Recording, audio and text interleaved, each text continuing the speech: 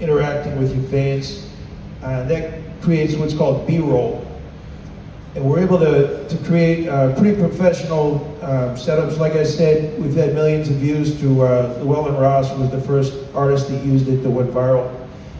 If you're interested in recording, co-writing, social media content, I'm going to pass around a phone code and we'll stay in touch.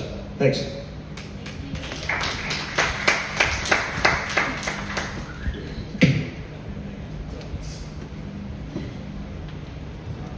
Hey everyone, my name is Matt. I'm the drum tech for the circuit. I've been doing this for about 4 or 5 months now. So if you guys have any issues with any of the drum sets, I don't care how big or how small you think they are, please contact me. I will happily give my phone number to everybody here who wants it. I would like to holler at any of the drummers that are here who have not heard my spiel lately. We've had a couple of issues lately with some people abusing some of the stuff. All of the stuff that is here is provided to you completely free of charge. It is not yours, so please treat it with a little bit of decency and respect. And that's all we ask. Thank you. How you doing, buddy? How are you? Good. Is that thing on? Yes, some drummers over here.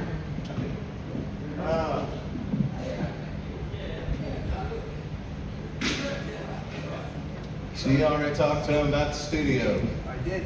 I was down there talking to some Australian people. That's one thing I love about Nashville. You can meet people from all over the world. How y'all doing? Good. Good. Hey, boy. Hey, buddy. Come on in. Come on in. Man, Honky Tonk School is growing like crazy. Wow. How many people come in on Saturday? You did? Are you a full band? No. Awesome. Okay. Where y'all from? Springfield, Illinois. Okay. Do you live here? Next month. Next month. That's good. Who else come in on Saturday? You did? Where you from, buddy? California. You live here yet? Yeah. Do you? Yeah. How long have you been in town? About a month. Awesome, buddy. Well, you're fresh off the boat. That's what we say. Yeah. It's good to see. How about you right there?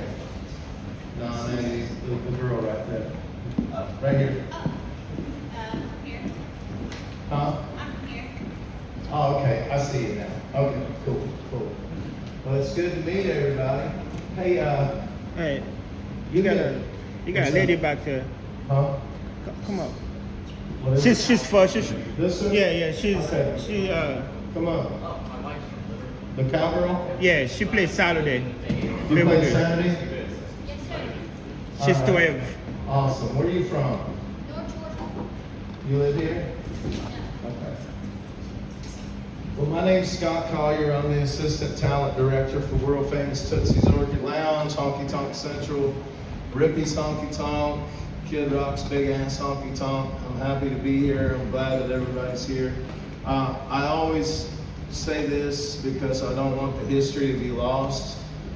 In 1992, Lower Broadway was a very bad area. It was so bad that the city was going to tear Tootsie's down. It would have been lost forever. Steve Smith, I named him the Honky Tonk Godfather because he saved Tootsie's. He was 35 years old when he bought the Honky Tonk, and the city was going to tear it down. It would have been lost forever. He camped out on a lazy boy recliner for 3 months. Finally got Tootsie's declared a historical landmark where the city couldn't touch it. Together, Uncle John Taylor, Al Ross, and Steve Smith saved this town. And then it went crazy. Wow. Lord, I've watched it. I've been here, gosh, I don't really remember how long I've been here. I'm still on vacation. I've seen pictures of me singing at Tootsie's in 2002. I don't know if I had a full band back then or what. I can't remember. I think I've been here for 19, at least 19. Right? How long have you been here? 18. You've been here 18? So I've been here longer than you. So yeah, you've been here 18 years? Lord have mercy. I remember this one when she's 15 years old. She came in and sang with us. She's going to talk to you as well.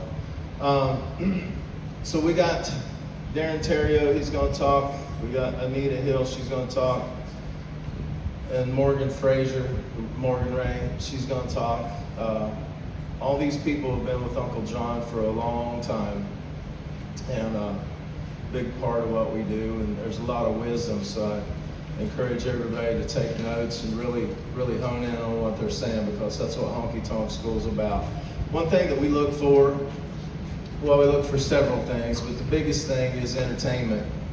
You know, we want people that are, we want entertainers, that's what we want. We want people that make people feel something. That's what we're looking for on this stage. Whenever you take the stage, we're looking at eye contact. Don't look at the floor or look at the ceiling or read lyrics off your phone. We want entertainers. That's what it's about. We ask that you show up on time. That's a big thing. Show up on time, do what you're supposed to do. If you're scheduled for a 2 o'clock shift, it may say 2 o'clock, but that's downbeat, right? We want you there at least by 1:30. Usually I get there an hour early because I like to watch what people are biting on. You know what I mean? Like if the other band that's before me, I don't want to play the same songs that they played at the end of their set, right? So if at all possible, I'm down here early and I'm listening to the songs to see what they're doing and, you know, give me a feel for what I want to kick my show off with. I usually kick it off with the same stuff, but you know, if the band before me is playing separate ways, I don't want to kick off in separate ways, you know. So it's good to, and it gives me, and two, it makes me feel better to show up early. You know what I mean? It gets me in the right mind space, because if I'm running in at the last minute, which is very rare, but if I'm running in at the last minute, you know, then I'm thinking, oh gosh, did I forget this? Did I forget that? Did I forget this? And then I'm hurrying and trying to get everything set up and all that stuff, and my head's a million miles away. I like to, my routine is I do my warm-ups in the car, vocal warm-ups, which people beside me at the traffic light probably think I'm nuts. But I do my warm-ups in the car. I park here and then go downstairs, and if it's early, I go get me a cup of coffee if they're closed, and I go get me a, you know, Coke or whatever, and that's what I do. I just chill out before I go play, and I usually sit back here by the bar and I listen to the band, and I just enjoy doing what I do.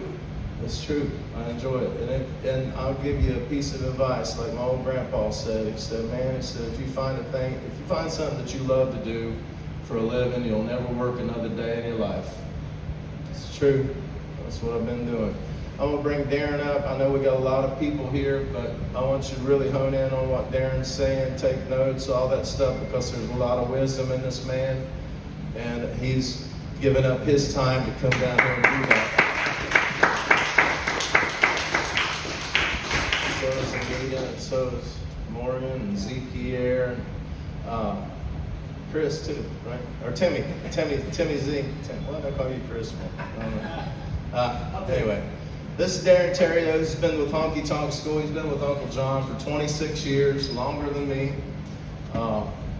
Great band leader, great person. There's a lot of wisdom in him.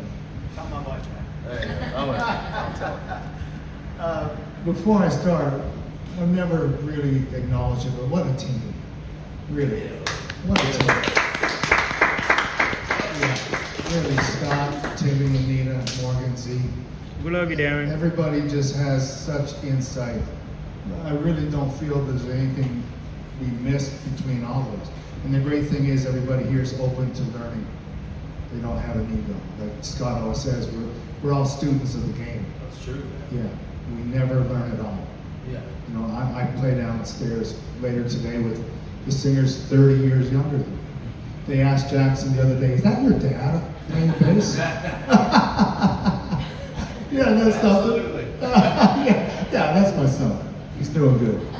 But yeah, what a great team. And I've learned a lot personally from all of them. So thank you. Just want to start with that.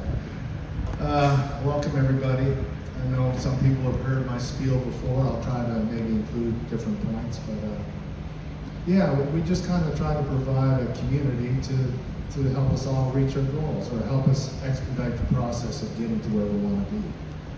You know, it's quite a thing to leave your hometown and come here to chase something that maybe a lot of people don't understand or think You'll never do that. That happens to other people. You can't do that from this little town or this city. Nobody does that. But you're here, and that's, you really got to give yourself a little credit, because it's tough to pull the trigger and come to a new town. It really is. So you really got to give yourself some credit. It takes a lot of heart to do that. A lot of people, for whatever reasons, are maybe too scared, or the internal talk, they kind of think, I can't do that. But you guys all pulled the trigger. So that's a very special thing. And I've been here a long time, as Scott said, but I remember when I first got here, and so when I was here just a few months, and I ran into a veteran, and he said, you gotta be present to win. You gotta be here, because they're not gonna come to your hometown looking for you. It's very rare that someone that doesn't live here reaches their goals, in this industry. So give yourself some credit. It really is half the battle to pull the trigger. I got to town January 25th of '99. Probably maybe similar situation. I was playing in the band in Canada where I'm from, and bands are made up of a lot of different people, a lot of different personalities, and a lot of people there for different reasons. Some just want to party, some just don't want to really pursue it. They just want to do it on the weekends, and that's fine. But I really wanted to go the distance. I loved it. I still love it. It's quite a gift to find something that you never get sick of doing. And it really is pretty amazing. I picked up a bass when I was 12. I'm 55 now. Yeah, isn't it crazy? What do you think of that? Yeah. Yeah. What a gift. I still love it. I still love it. Crazy. What a gift about what you do. But yeah, I was in a band and I was very frustrated. We did one frustrating gig and nobody was serious because I was young and pissed off, and God, I want to go where it's serious, and I spit out, I'm going to move to Nashville. And I said it out loud to a couple members, and as it came out of my mouth, I kind of thought, oh, I'm accountable now. I can't come back to the gig next week. Well, big man, you were going to move to Nashville, but you're back here playing at the local pub. And maybe part of me unconsciously had to say that because it's a big undertaking, like I said earlier, to move here. It's a really big thing, So I was living in Calgary, Alberta at the time, and it took me 2 days to drive down here. And I didn't know anyone in this town or anyone in this country. The only thing I knew about Nashville was what I saw on CMT and the Nashville Network, because the country was so booming in the 90s. The Wild Horse, they had line dance shows and all this stuff, which is now Luke Combs' Category 10 place. But and I heard about Tootsie's, so I thought, okay, I don't know anybody here. I got to meet people. I know what I want to do, but I got to get out there and meet people. So I went to Tootsie's, and I just assumed it would be like the Wild Horse or Luke's place being this huge, big club, because I've never seen pictures of it. I only heard the name. Willie Nelson, Patsy Cline, Hank Williams Sr., Chris Christopherson, all these big names associated with them. I walked in, and it was just a small little place, and just over my shoulder was the drummer in the window. It was just small. I could see the back of the room. It was just in the right place. And I walked in, and I sat in the back, and there was a band on stage playing. And I kept listening, and I was really amazed with the band. I never really heard a band like that where everybody in the band was working for the whole. They were playing the right parts. Nobody was using a song as a vehicle to showcase their double kick patterns or their slapping or their hammer-ons. And everybody was playing the right part. They were playing music together, and I never really heard that before until I got into Tootsie's. Everybody working for the whole. The vocals were great, the harmony was great, the fiddle was wonderful, so was the steel. Everything was wonderful, and as the show went on, the singer started introducing some of the guys. Here's John Layton, plays guitar for Clay Walker. Here's John Huey on steel, played for Conway for 20 years, and now he's with Vince Gill. Here's You know, Craigadelphia plays with Sammy Kershaw on fiddle. Here's Joe Reed who plays bass for Merle Haggard. You know, here's Eddie Anderson that played with Patty Loveless and played with Dolly Parton, you know, in the late 70s and 80s. And then it started to make sense. These were all the side guys for the stars. These were the pros. These were the best in the business for this stuff, because you don't get a gig with an artist unless you really can play, and you can really play together with the other members of the band. And I've never witnessed that till I got here. And you know, I kept coming back because it was just amazing. It was just like a candy store. I just kept coming back. You know, it was just wonderful. And you know yourself, when you see a familiar face coming back all the time, you think, okay, he must be a musician or a singer, you know. And so on the break, the singer introduced themselves. Hey, where are you from? What are you doing? I said, I just moved here. You know, I play bass. Oh, you want to sit in? And part of me was, yes, I want to get up there, because then I can call my mom and say, I played with one of Merle Haggard's guys, and I played with one of, you know, Patty Loveless's guys, and so I could brag. But I didn't know the songs, because they were all about my age at the time, and they were playing songs they grew up on, like songs from the 60s and 70s, and I didn't know a lot of that. And luckily, you know, patience isn't my strong point, it still isn't, but I thought, okay, this is my only lead in this whole town. And if I get up there and I can't play the songs right and I make a bunch of mistakes, they'll be kind, like Southern hospitality, and shake my hand and smile and thank you, but I won't be able to get up again and that door will be closed, and I had one chance. You know, you only have, you know, there's no second chances to make a first impression. You know, so I said, no, I'm just gonna listen. And I thought, okay, how am I gonna learn these songs? I don't even know the titles of them. You know, this was before iPhones. I couldn't just hit record or video it, you know, so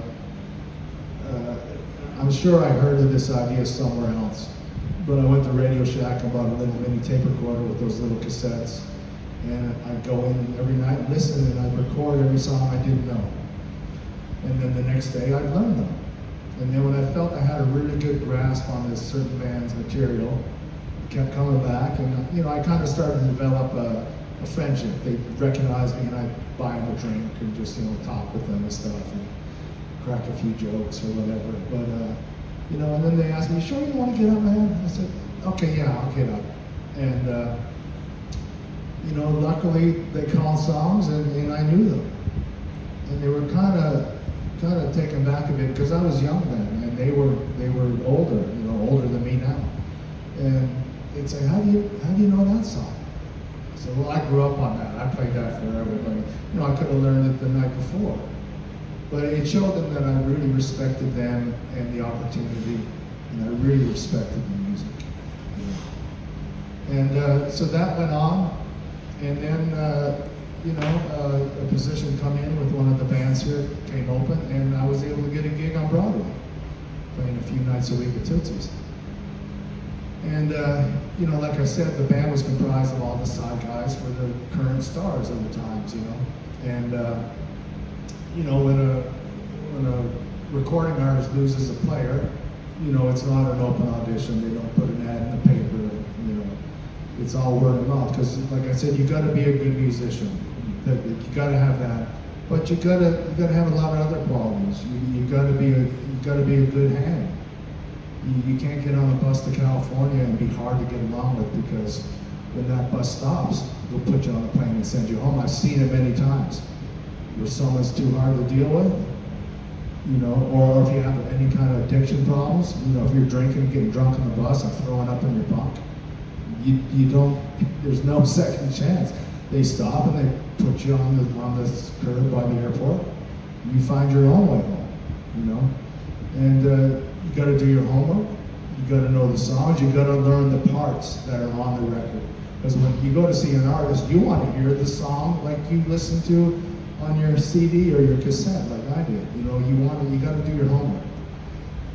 You know, and so I guess after playing down here for a bit, you know, I really was so grateful for the opportunity that I was early and I did my homework and I was a good hang and I didn't drink and all that stuff. And so I got recommended for my first artist gig in 2000. And, I was able to stay in that world to 2018, working for multiple artists, some for years, some for months, some for some one-offs. I got to do so many things that I dreamed of. I got to be on a bus and play the big stages and be on TV shows. And I got to go to Iraq and play for the troops, which was a really big thing for me. They were just so grateful to see anybody from home. Because when you're in the desert and surrounding the camps, there was like these big 15, 20 feet high concrete barriers, so they couldn't shoot guns into your compound. It was just surreal, and they were so grateful to see anybody from home. We got to ride a Black Hawk helicopter, got strapped to the side of a cargo plane with a Humvee in the center, wearing a helmet and a flak jacket and all that stuff. I got to play soldier. It's pretty amazing. I got to travel to multiple places in the world. My mom got to see me on TV shows before she passed. I was able to do everything I dreamed of, and it was everything I learned on that little stage. That was ground zero of everything I got to do. That little stage, that little Purple Palace, it was just, I learned everything that has allowed me to stay in this town. Because when I first got here, there wasn't a Honky Tonk School, but I was surrounded by these veterans. Because back then, you couldn't make a living on Broadway, so the only guys that played down here were the guys that worked for the artists, but the guys that really loved the music. That really loved it. And, when you're with an artist, you play the same 15 songs every week. So they come down here and play, and they were the guys that really loved the music and couldn't get enough. And I learned from them, and as the years passed, I slowly became one of them. A lot of those guys that are passed on now. But, as soon as I got my artist gig, I didn't stop playing down here. I loved to play, and it was just never, couldn't get enough, it was just amazing. And, when I got to town, one of my bass playing heroes, Glenn Worf, did a live gig every week. And, played on so many country records. He got here in '80, I think. And he still plays on country records, He's a fabulous musician and band leader. And I went to see him, and I finally got the nerve to go up and say hello. And, it was at the end of his gig. And, I kind of asked him a ridiculous question, thinking back now. I said to him, hey, I just kind of moved here. You got any advice for a new guy coming to town? And he kind of grinned. And it took him a couple seconds to answer. It seemed like a lifetime, because I was thinking, okay, he's going to tell me what I need to do, and then I'll get everything. And he just looked at me, and he said this one simple sentence. He said, take care of the music, and the music will take care of you. And I thought about that. I drove home and I kept thinking about that. And I woke up the next morning and I kept thinking about that. Take care of the music. Okay. Yeah, you got to do your homework. You got to know the songs. There's no substitute. You got to know the song. You got to continually try to improve your facility on an instrument. Or if you're a vocalist, you continually try. You're not competing with the other guy. You're competing with yourself. Like, I want to be better today downstairs than I was yesterday. So, okay, I got that. Here it's really different, because for the majority of things down here, we work for tips and requests. So it's not like, okay, here's the set list, here's these 40 songs we're playing. It's never ending. There's old ones, there's new ones. And, I've been on this street 26 years, and I'm still learning songs weekly. If a song comes up we don't know, I put it in my phone, in my learn list, and then my next day off, I chart it and I learn it, Because, that just builds equity, that just builds your worth. You become more valuable to anybody that wants to hire you, regardless if you're an instrumentalist or a vocalist. you just become more valuable because you can cover a wider range. When you cover a wider range, you make more money on tips, and everybody benefits. So you got to do your homework. Like Scott said, you got to show up early. Like if the downbeat is 10 a.m., you don't come running in at 10 a.m. or 5 to 10, because the manager is giving the singer hell, the front person who's in charge of the shift. Our doors are open. Where's your band? We got to start.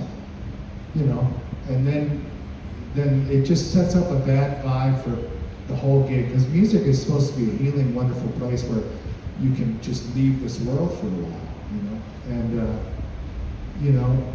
and it's just if like yesterday I played 10 a.m. Kid Rock, and I got dropped off. Luckily my wife drops me off. I got dropped off at 9:10, and I come in and I set up and I warm up and I just chill, because you run in and you're late, and then okay, now play from your heart. Now just breathe and play so everybody believes what you're playing, or sing from your heart. You gotta. I can't do that. And another thing, because the news is out. Everybody in the country, everybody in the world who's into country music knows about this street now. And the amount of musicians that are coming here that are here now, there's such a surplus. And you get a name very quickly in this town. You show up late a couple times. Oh, he plays good, but he's always late. Okay, well, who else do we got? Because I've got in my phone probably 200 people in each instrument, and it's always growing, and you can't get away with that. If you want to work, you got to treat every gig, because I've always heard this, every time you're on stage, you're auditioning for a bigger, better gig. Someone in the band will recommend you, someone in the audience, so you got to be on time, because if you're late, you get a name, oh, he's good, but he's always late. Okay, let's get somebody else. Or doing your homework. If a song comes up and I don't know it this week, and then next week it comes up again and I still don't know it, he doesn't do his homework, he doesn't learn the stuff he's supposed to. Okay, who else do we got? Or if you got a drinking problem, or weed or pills or whatever it is, but if you come into the gig and by halfway through the gig you can't play and you're not paying attention, he's great, but he's always too high or he's drunk. Okay, who else do we got? Because you get a name very quickly in this town. It's just a reality, and now you can't get away with it because there's the surplus. Everybody wants these gigs. And you got to be a good hang. Nobody wants to be around angry, jaded people. I don't. Nobody does. And if there's someone that, even if the jaded guy plays a little bit better than a guy that's cool and is good to hang around, he'll get the call. It's just the reality of it. And those people that are struggling, like we all have our suffering. I certainly do. We all do. That's part of being a human, the journey. But try to leave that off the stage. When you walk in the club, leave it on the sidewalk. Because like I said earlier, music is a healing thing. It's a place to heal. And or if there's someone that's really struggling in your band, that's angry or jaded, maybe just say a couple kind words, bring them a water. Just do something, because I'm sure they don't get anything like that from anybody. And some of the most jaded people that I've met, I showed a little bit of kindness, and some of them, my closest friends at this point. So just try to take the high road if you can, because it just, everybody wins. And now there's a new thing, the cell phones. I've done gigs where people were on dating apps. The drummer would be on a dating app and scrolling during the song.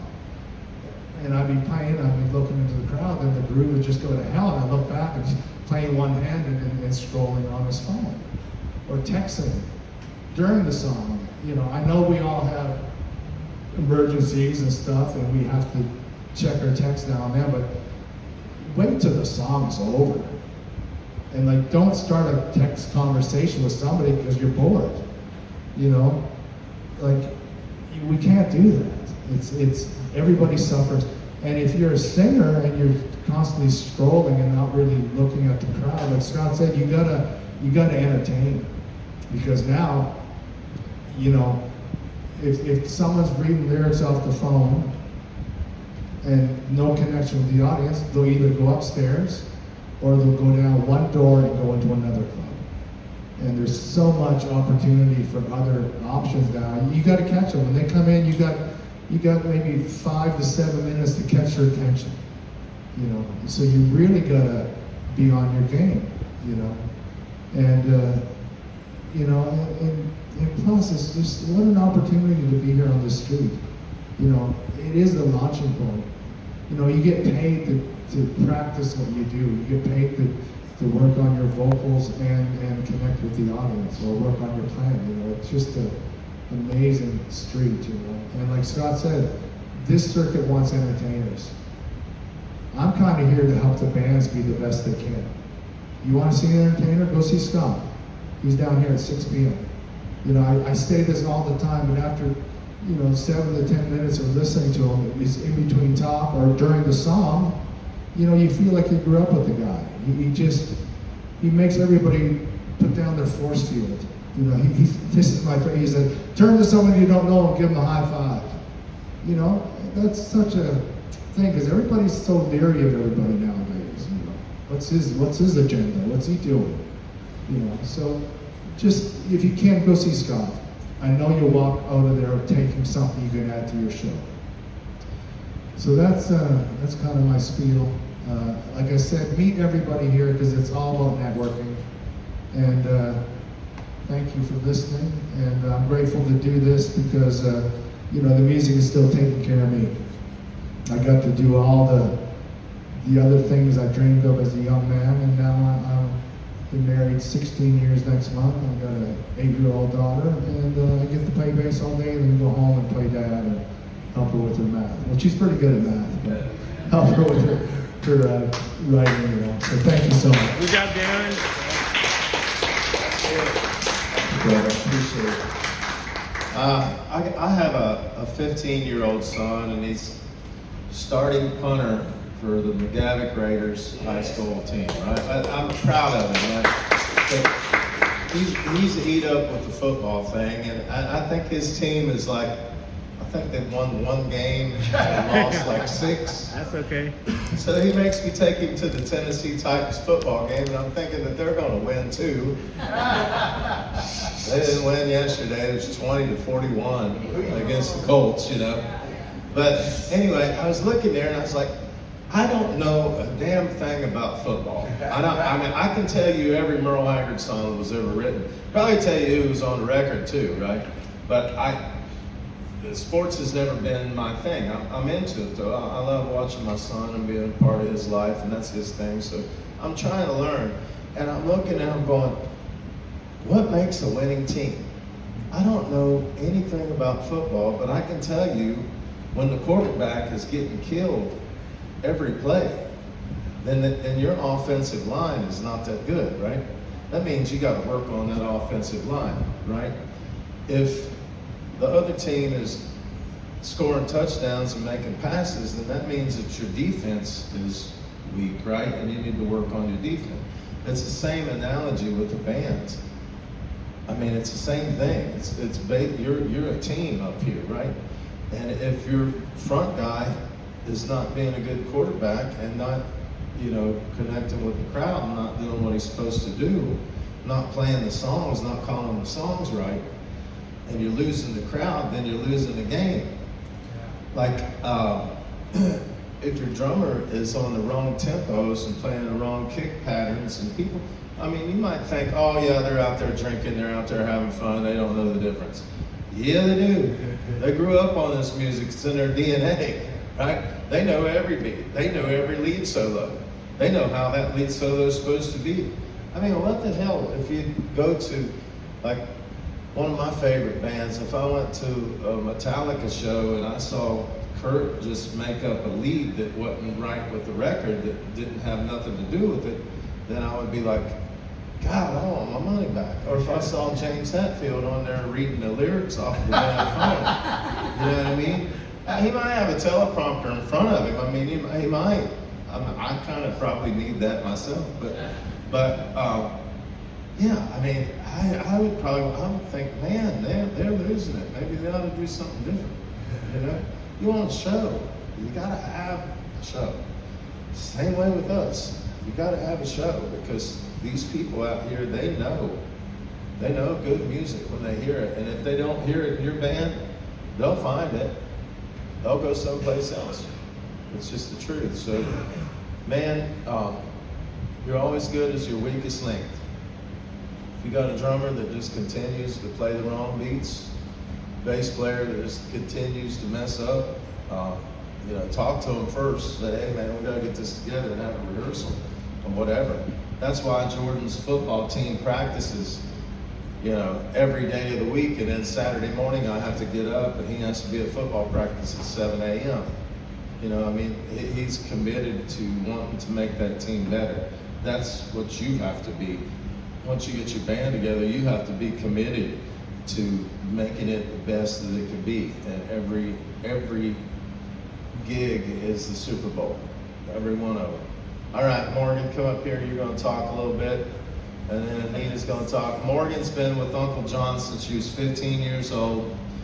In 2010, she was on The Voice, and her coach was Blake Shelton, so she's been there and done that. She's been on all that stuff. She was signed to Curb Records, which that deserves a big round of applause. She's co-written songs with everybody. She's played the Grand Ole Opry. She's been there and done that. So she's going to give you, I don't know what she's going to talk about. Whatever it is, it's going to be good. She just flies by the seat of her pants and talks about whatever the good Lord puts on her heart. This is Morgan Red. I always tell the team over here, put me on stage, I'm all good. Put me in a room full of people to talk, and I get really nervous and rude. But yeah, I'll just kind of give you like a little background on me. I moved to Nashville when I was, I started coming here when I was like 9 years old, and Scott was one of the first people to get me up on stage. I remember it was just this little street. I walked by. It was like probably, we got into town late that night. I was like, please just take me down there, I want to see you. And so I was walking out front, and I asked the door guy if, you know, they would let me get up and sing. He said, well, let me go talk to the lead singer and I'll let you know. And so he came back out, and Scott got me up on stage, and I passed around the tip jar at 10 years old, you know. Super fun though, and I got to learn a lot from the street. I was signed to my record deal when I was 15, and it wasn't, you know, people always ask me like, oh, well, like, how do you do that? How did you do that? Like, what's the game plan? And it's really, everyone has their own journey, right? Everybody has their own path, and there's no rhyme or reason to it. And I always say it's like the equivalent of winning the lottery, to actually get to that certain point in your career, and the stars have to align and all that. And but you never know if you don't try. So like Scott and Darren said, you know, the biggest thing was moving here, so you guys got the first step already there. And I ended up being on Curb Records for about 8 years, and it just wasn't the place for me. I just knew that I needed a change. And you know, I asked if I could leave the label, and they said, that's what you really want. And I really do think that was the best decision for me at the time. I just wasn't in a happy place with that. And I ended up leaving that and auditioning for The Voice, and then I made it to like top 20 on The Voice, and that was a huge, you know, that was a huge learning curve for me too. Like, television is just a different animal, you know.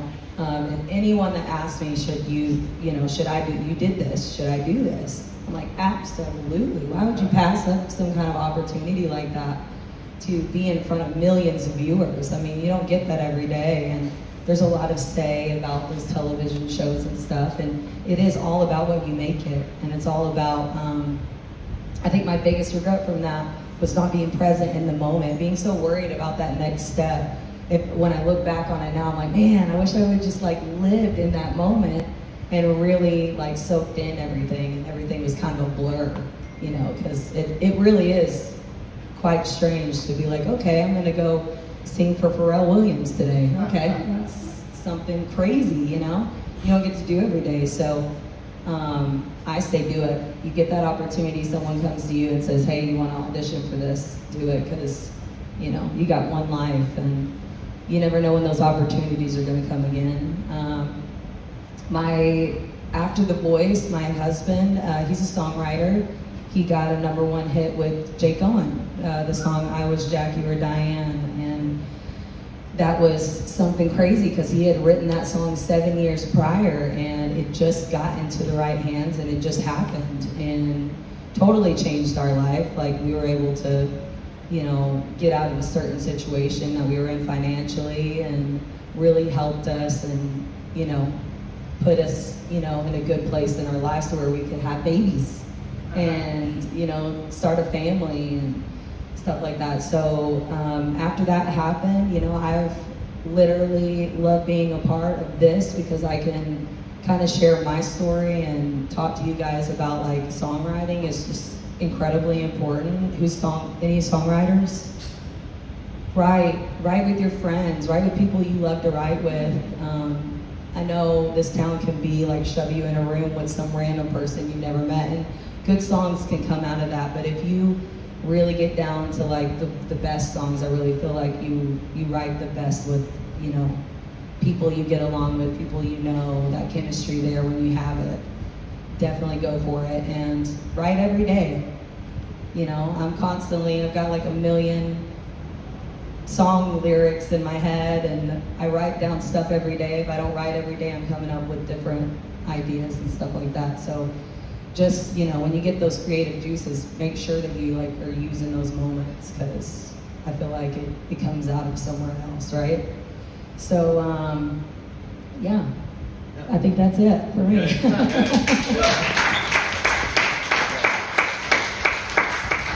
I do have to say one thing before I bring Anita up. So the Tootsie's birthday bash, did you guys anybody go to Tootsie? Yeah, you saw it.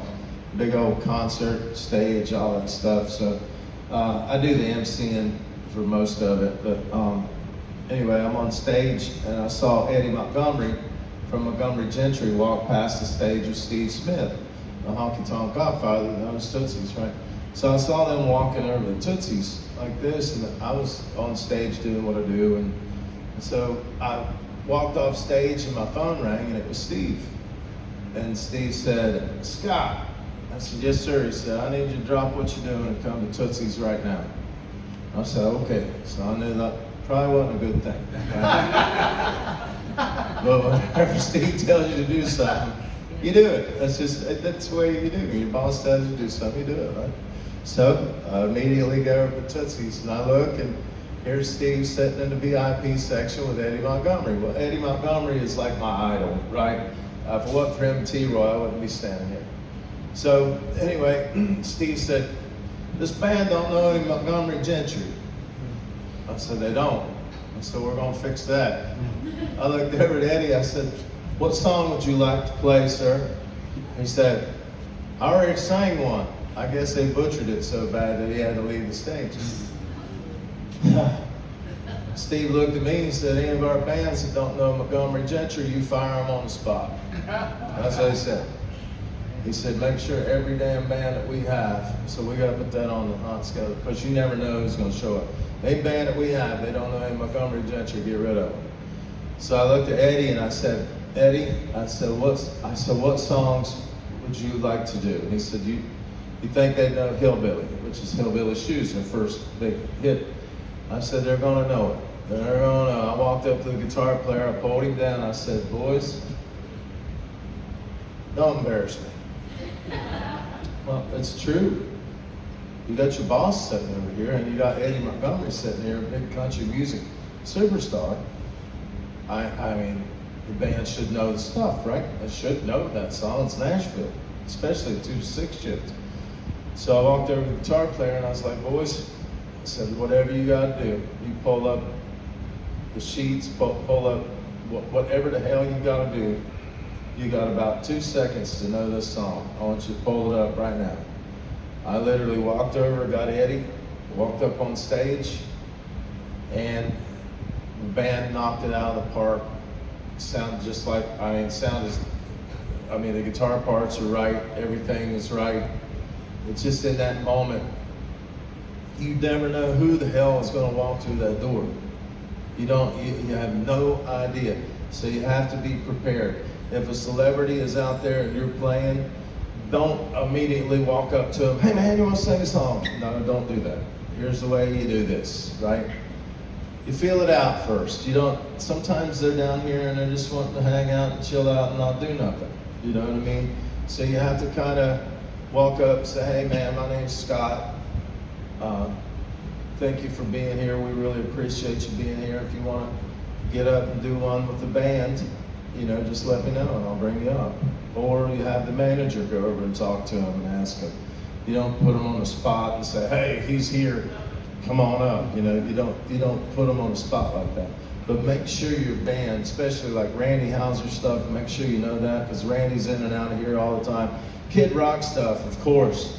His name is not just on this building. He's here a lot. When he's off tour, he's here partying. You've seen it.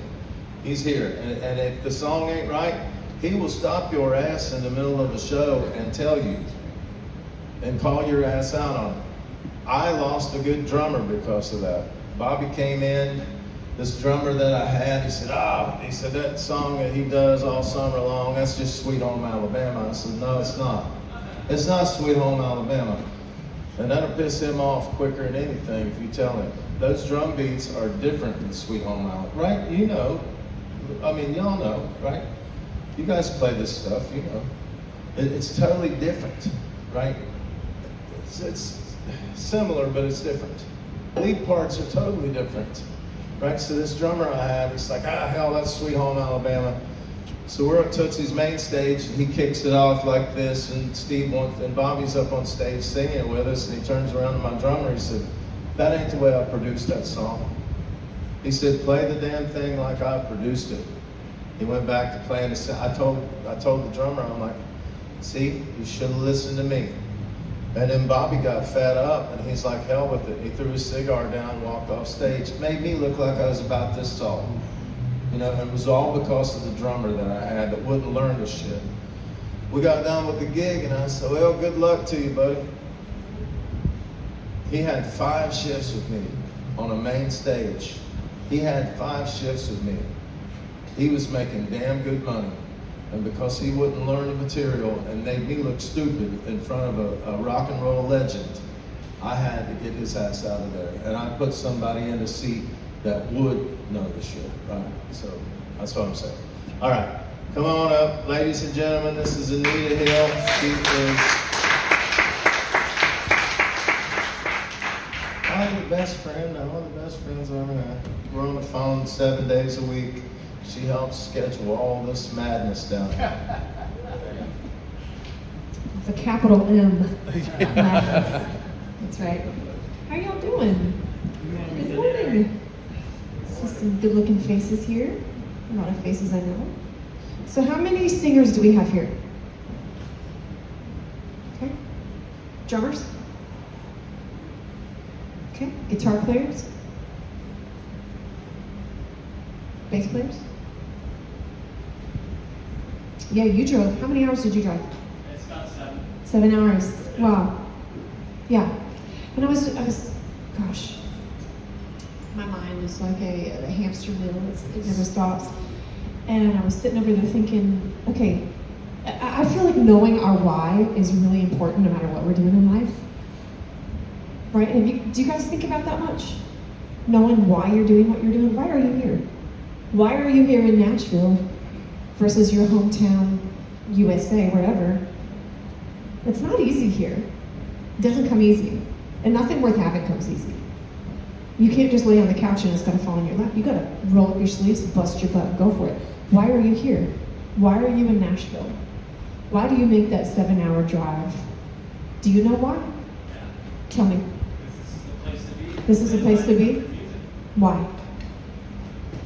Broadway. Broadway? Why is Broadway so awesome?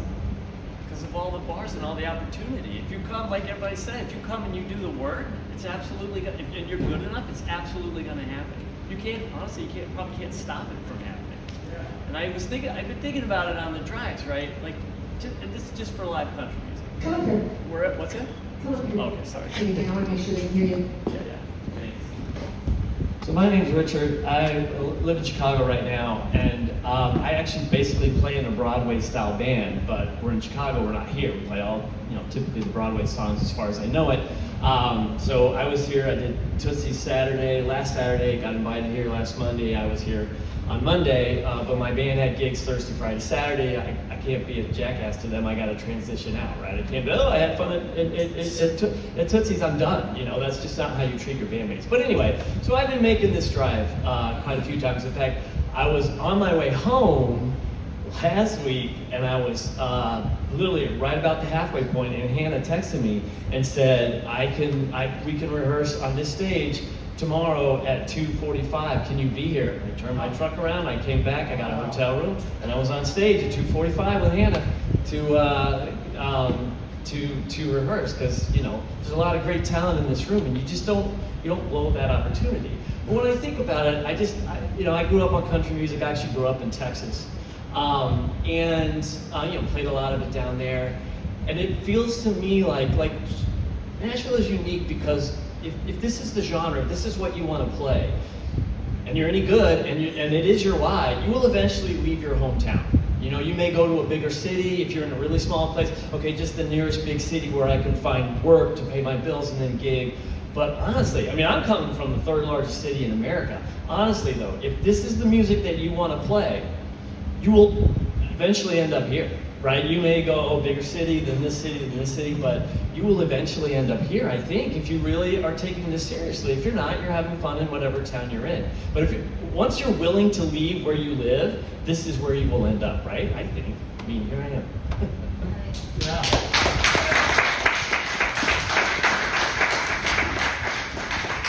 So Music City, USA, right? It's all here. People come from all over the world. And it's easy to get immune to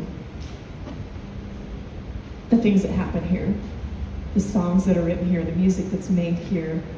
It's easy to get immune to that when you're here and you've been here a while and you're used to it. But man, it really is an honor. So to be in Nashville, yeah, absolutely. Okay, and I don't know, I was just thinking about the why thing. And what's gonna help you persevere when you feel like giving up, because you're going to. You're gonna feel like giving up, you're gonna get discouraged. I hate to be the bearer of bad news, but it's just part of life, right? What keeps you getting up and going after it? What keeps you on that track? What is it? Somebody weigh in. You believe in it? You believe in it? Yeah. Mm-hmm. I think your why can change. Your why? Do you think your why can change? Yeah. Yeah? Yeah. Because my why was very different when I moved here, and now my why is completely the opposite of what I thought. So what's different about your why? Well, my why was like making it, right? Being an artist, being a big yeah. artist. And then, the more I got into that aspect of it, the more I knew what I would have to give up for that. And, Musicians can work anywhere. yeah. So it's just, my why has changed. My why is my family now. Why I get up and do what I do. And obviously I still love the music. Music is, I could be doing anything else, but I love music, and that's my why, but my family's my big why. I love that. Yeah. And I love what you said about wishing you had been present when on The Voice. How many of us are guilty of that? I so am guilty of that. Getting in my head and thinking about all the details. Man, just there's so much power in just being right in the moment and sitting right in that. And that's how you can really read a room too. And know how to connect with people, because that is, no matter what job you're doing, no matter where you're doing it, if you can communicate effectively, you're going to be more successful. Good communicators, no matter what field they're in, make more money consistently than people that don't communicate as well. How many people feel comfortable with their communication skills? It's a work in progress. It is, and on stage it's a different thing, right? Like Scott, I think he came out of the womb able to communicate. Like he's so good at drawing people in and communicating. And I'd like to just dig inside his brain and see like, okay, how is this? Because that's a gift. Making everybody feel like they're a part of the show. They want to be seen, right? That's so special to them when they're visiting this city. And I get, that's a one comment I get consistently of people walking around, whether they're my friends visiting or just people that I meet, is people acknowledging where they're from, why they're here, what they're, you know what I mean? It's not all about you. It's not all about us. It's not. It's a gift we've been given to communicate, make people feel about their problems, forget about their problems, forget about, right? What a gift to be able to give somebody. To take them out of there, they might be walking through hell in a handbasket. And if you can make them forget about that for a couple hours, they can go back with a fresh perspective, you know? That's powerful. And I was thinking too, when Darren was talking about music being healing. That's a mouthful. Music is healing, right? Have you ever thought about why it's healing? So as he's talking, I'm over there Googling.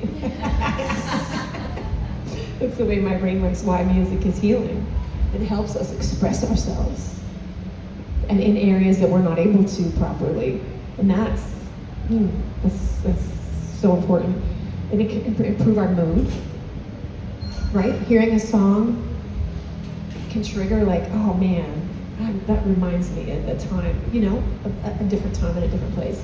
It's amazing.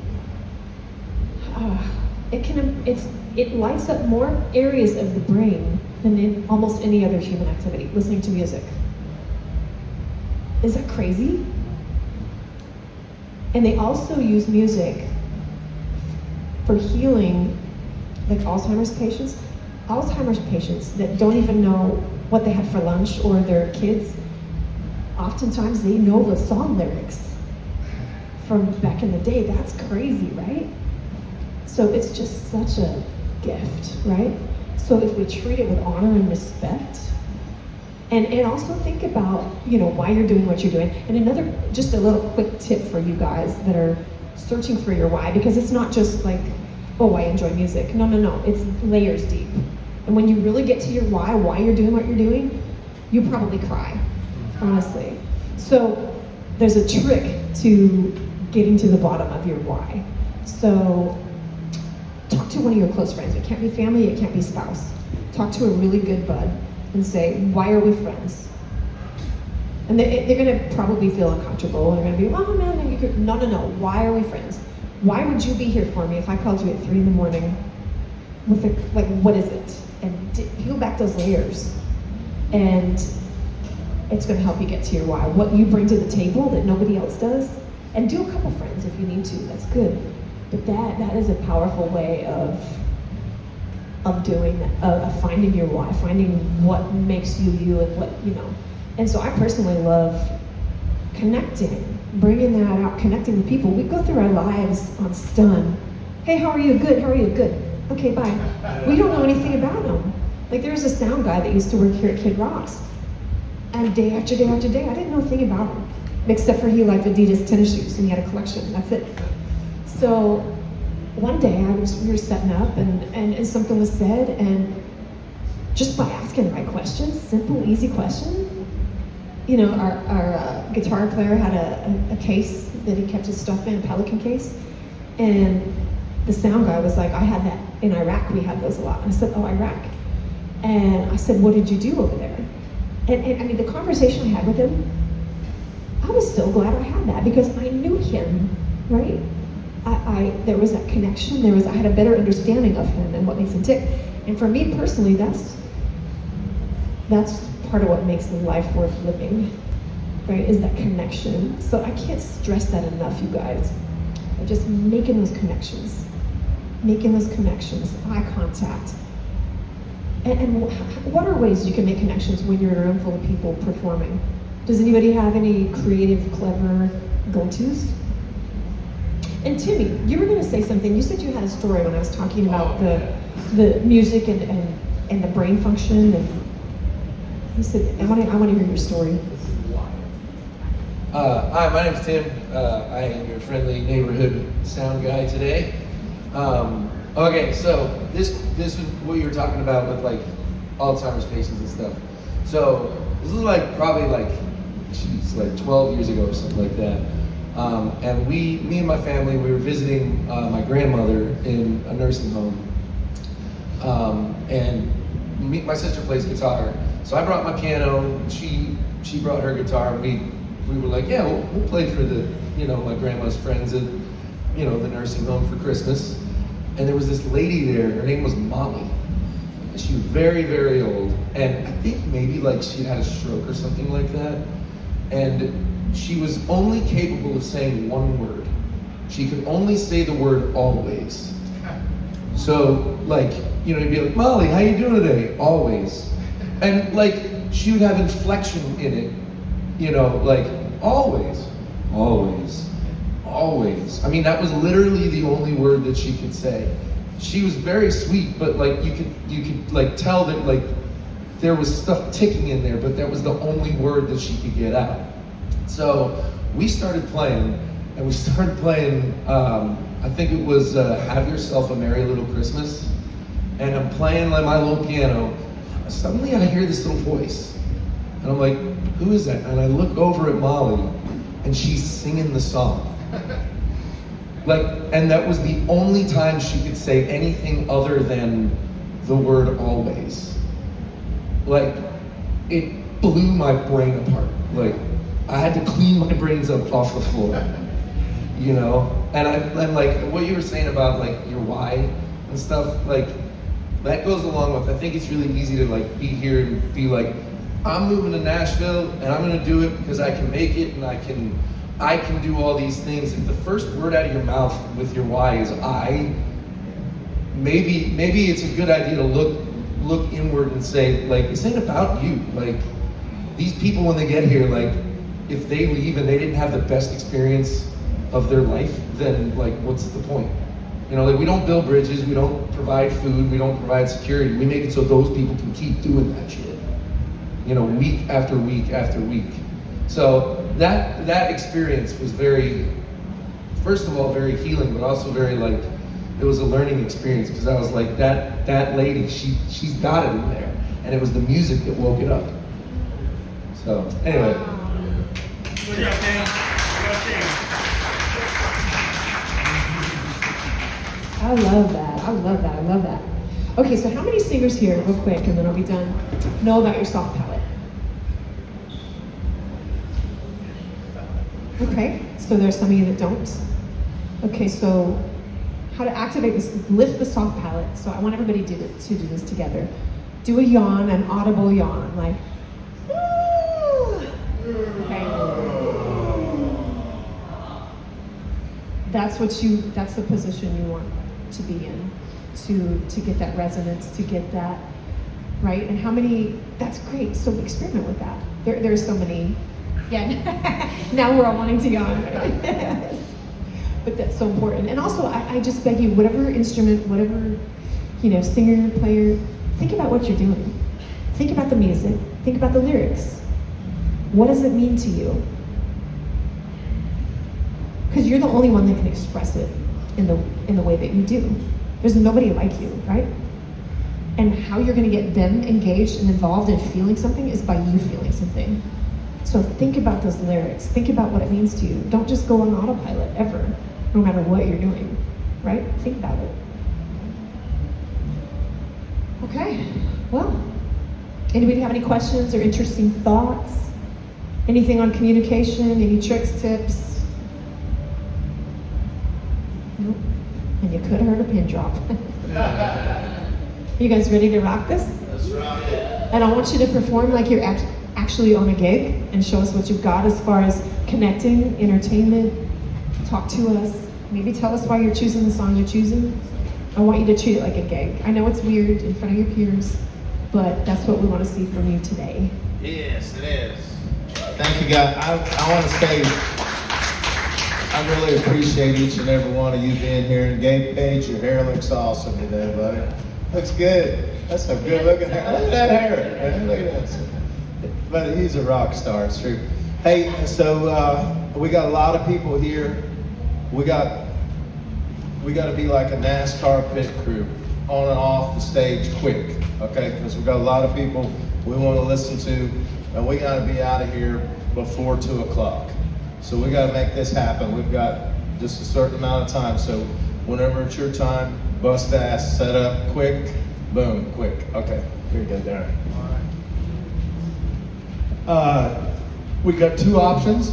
If you want to get up acoustically, sing just yourself, or is there any full bands here? If there is, just the lead singer of the full band put their hand up. Just the lead singer. So we got 3 full bands, is that correct? Okay. Anybody else that wants to play with the full band, just network in the room, singers, and find your band and collectively agree on a song or 2 you can get up here and do. I have a sheet over here. Come sign the full bands and the acoustics. Once you have, if you want to do a full band and you're a singer, once you have your band in place, come on over and sign the sheet. Also, is there a guitar player kind enough to share their amp today? If so, would they? Thank you, brother.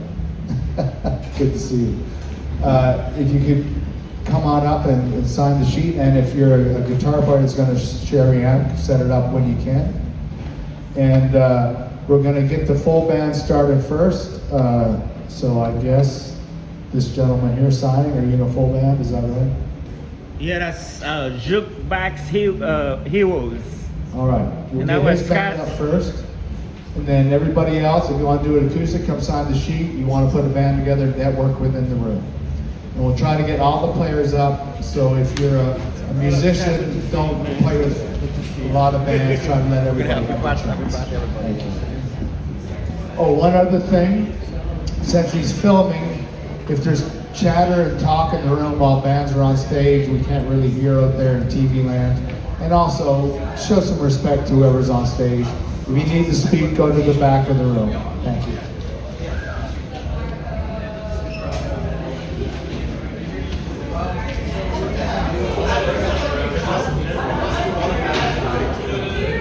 Hello everybody, welcome to Honky Tonk School. Thank you for tuning in.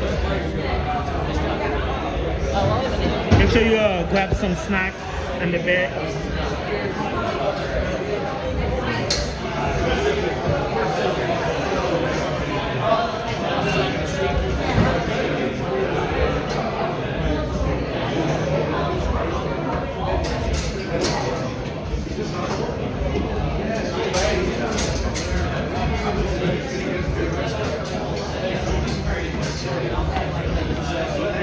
What up, Lucas?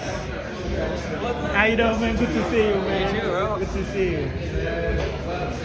We got the legendary Gabe Page.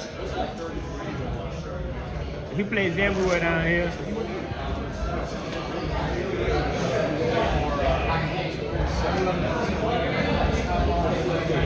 Pure SWAT just sneaked in here.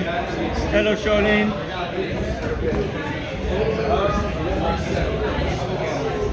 Yo, Pierce, everybody was asking about you on Tootsie, man. It was like, where you feel?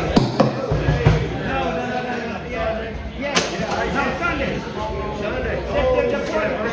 Yeah, I wasn't feeling it. And I had to lay here at 6. So Scott said, you sleep all day. I did. I'll do it next year. That was you not No, I missed it. I needed to work. Why got you feeling better? Hey, say, everybody, this is Pierre SWAT. Y'all know Pierre SWAT. He got up there and sang with Ed Sheeran the other day. Yeah, that's right. Ed Sheeran had the pleasure of singing with Pierre SWAT. My man. Pierre SWAT, everybody.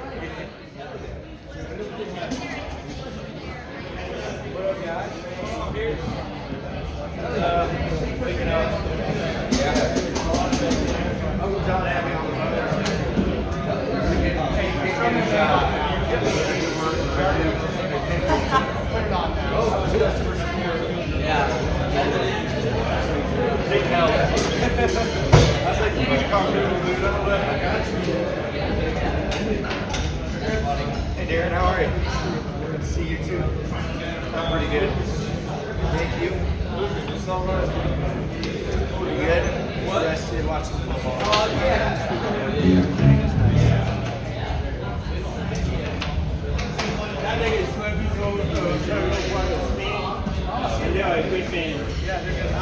my grandpa is back there somewhere. Oh, I got to sit there.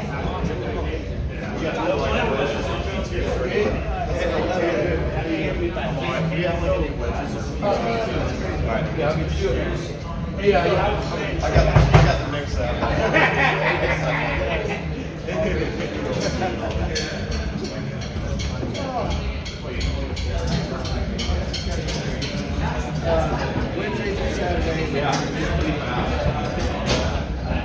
Lucas, Idle Sound Music.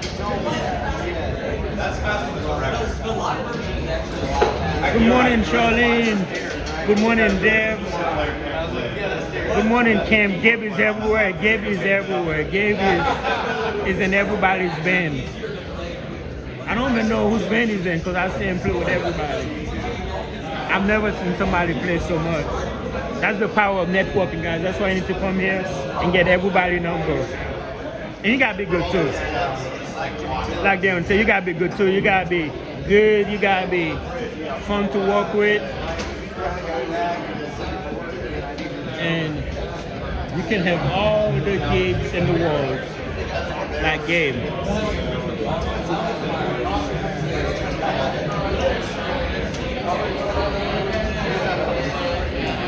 Thank you, man. Over here. Over here.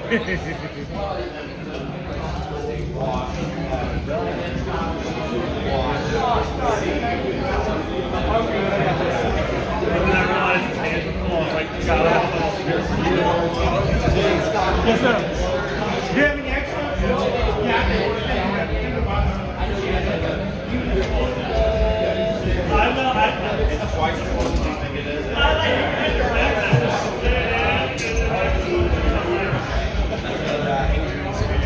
Hey, Gabe, I got a question for you, Gabe. Yes, sir. So, how many, do you have twins, quadruplets? How many of you are there? Because I know I'm not going crazy. No, it's just me. Everywhere I go, I see you. Or I see a version of you. I try to take as many gigs as I can down here, so I'm always somewhere. Everybody wants Gabe. I've got a bit of a slower week this week. I'm off Tuesday, Thursday, Friday. I'm off Tuesday, Wednesday, Thursday, but then Friday, Saturday, Sunday I'm like packed out. And then today I'm still playing later at duties. But I've never seen somebody on every ball's out go. I'm like, there go Gabe. There go Gabe again. There go Gabe. It was fun seeing you at JBJ's last night too. Yeah. Do you go in there much or? So what? I feel like I don't see you around JBJ's that much. Yeah, I saw you the last time in there. Yeah, well, yeah, that's what I mean. Yeah. I can't remember the last time I saw you around. Yeah, I was like, Gabe's everywhere. Although then again, I'm not usually there on the weekends either. So, Bon Jovi? yeah, like so whenever you're out on a Sunday, I'm sure I'll I seen you at Bon Jovi. I seen you at everywhere. Nudies, you was at Nudies Saturday. Yeah, I'm at Duties a lot. And I love playing there because a bunch of my friends play there. So now I just like they'll hire me. So you don't have like a band official? I do. Or is that your official band? This is good. These are the guys I play with a lot. I mean, you've seen us at Jelly Rolls and everything, and at JBJ's as well. And we play kind of just wherever. But I have a couple other bands that I play with pretty regularly, and then I have a ton of people that I just. So you don't have a home band? Yeah, I kind of have like a bunch of different stuff. I love it, man. I'm working on my own thing too, so it's me and Cameron have our own band that we're working on too, so that'll be cool. That's how you do it, man. We're ready to have some fun. Thank you for the interview, man. Love you, brother. Love you too, Gabe. Thank you for the shout out too, man. Always. I'm doing all right, Scott. It's been a long time. I haven't seen you in a while. That's how you do it, man. That's the power of networking, man. You gotta have the right attitude, be friendly, be nice.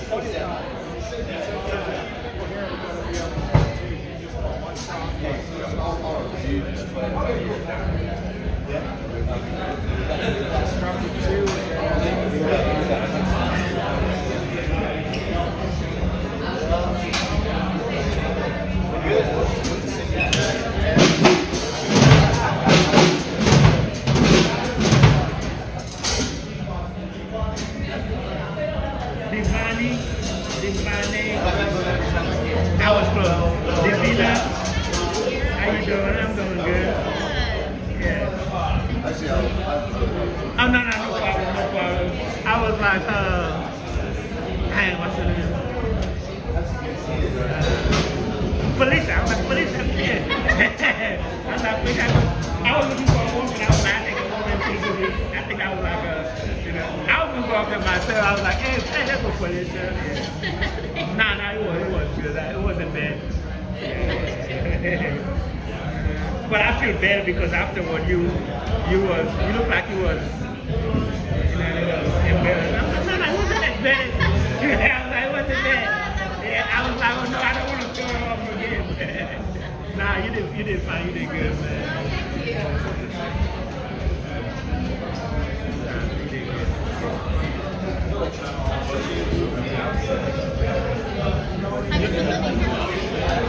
I moved here in 1997.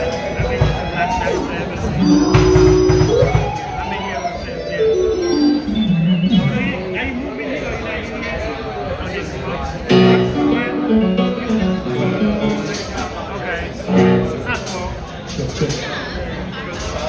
Yeah, that's cool. Yeah, I like Illinois, yeah.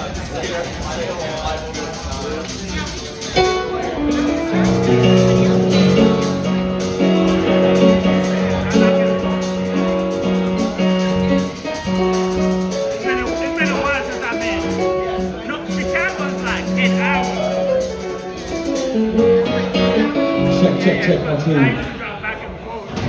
Check, hey, check.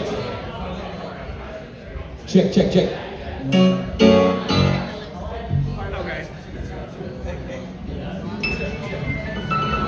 What up, John? How you doing, John? Check. Hey, two. Hey, two. Hey, two. Keep going. Hey, two. Hey, two.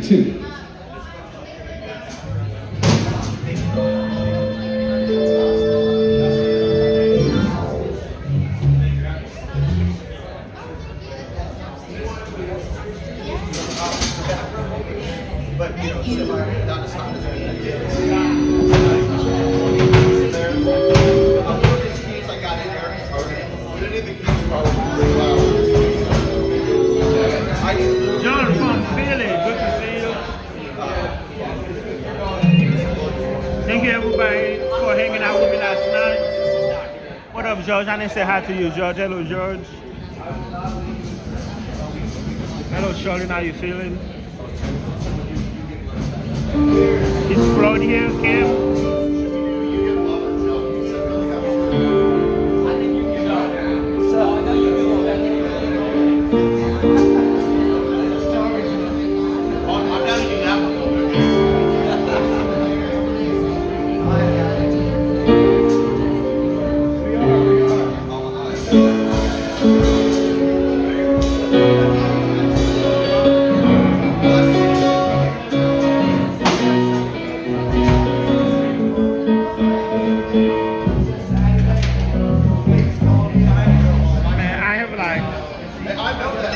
A million pics and pictures to upload.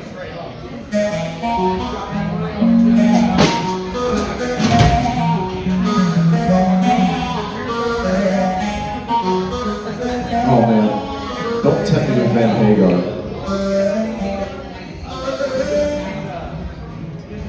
Hey, Darren?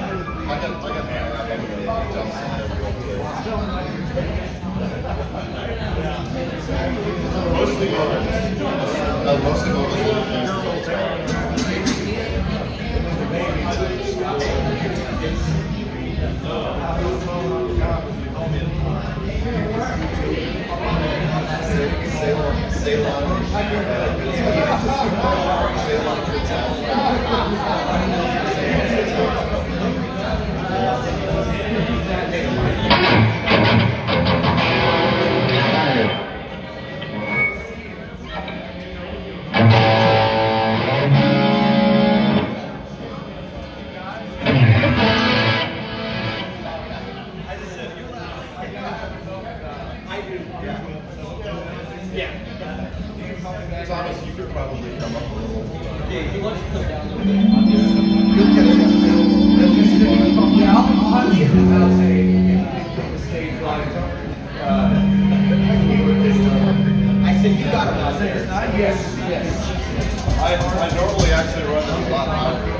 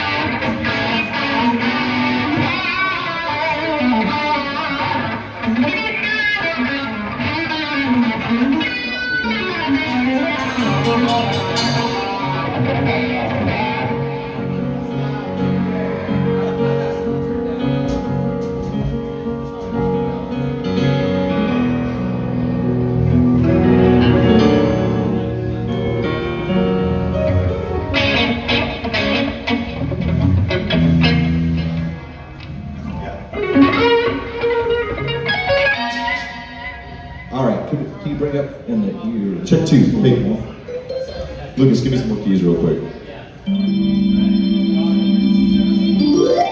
Keep going, keep going, keep going. There we go.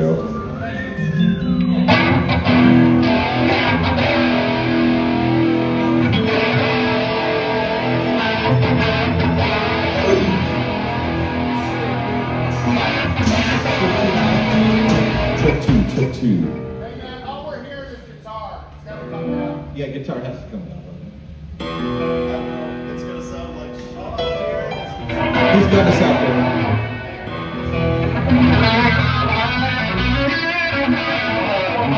He's trying to get the tone out of it, so still trying to break it. Yeah, sorry, it's a two, man. My bad. too much hair. Oh, we like lots of that. I can get a little bit of a.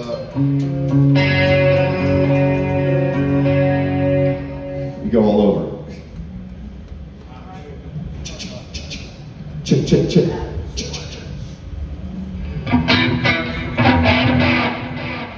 me some more hair.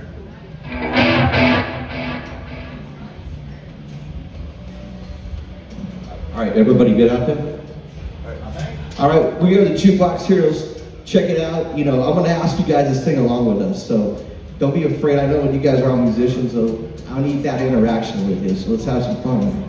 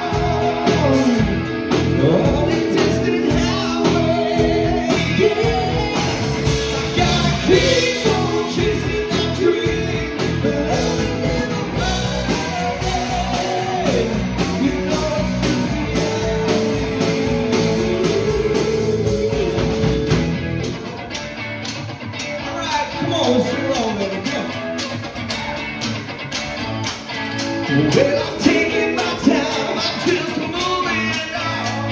You forget about me after I've been gone. Well, I'll take what I find, I don't want no more. It's just a study of my soul.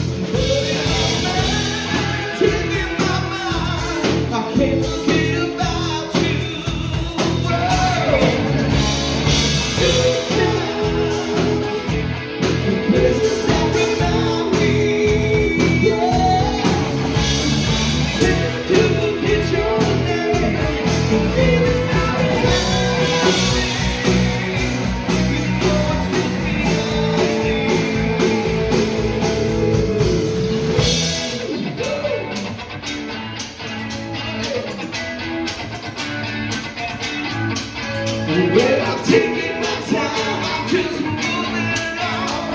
You forget about me after I've been gone. Well, I'll take what I find, I don't want no more. It's just inside of your front door.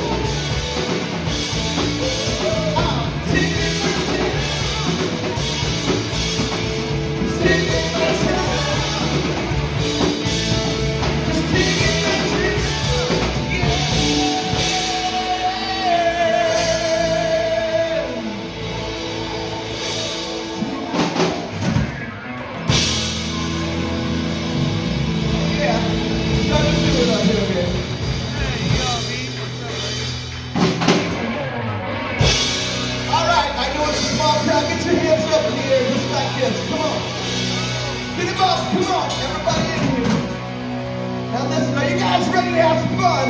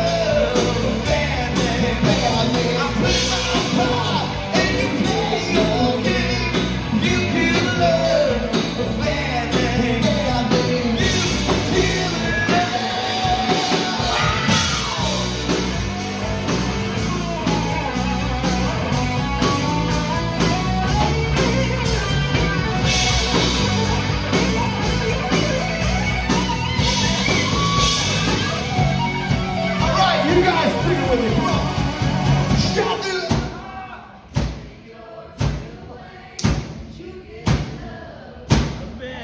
Keep it up, come on. You can love a bad man. It's shot to the heart and you're too late. You can love a bad man. I play my part and you play your game. You can love a bad man.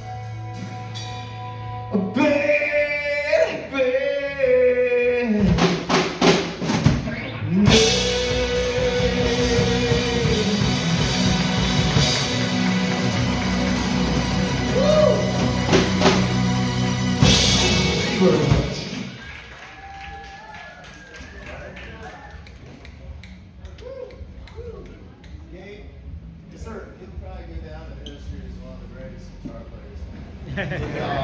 Good job, Gabe. Hey, Will, you guys are up next.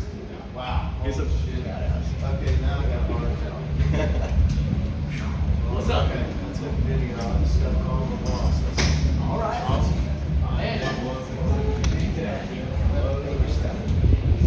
I love it. I mean, like, you're a different person. Oh, thank you. I like my hobby. Because you.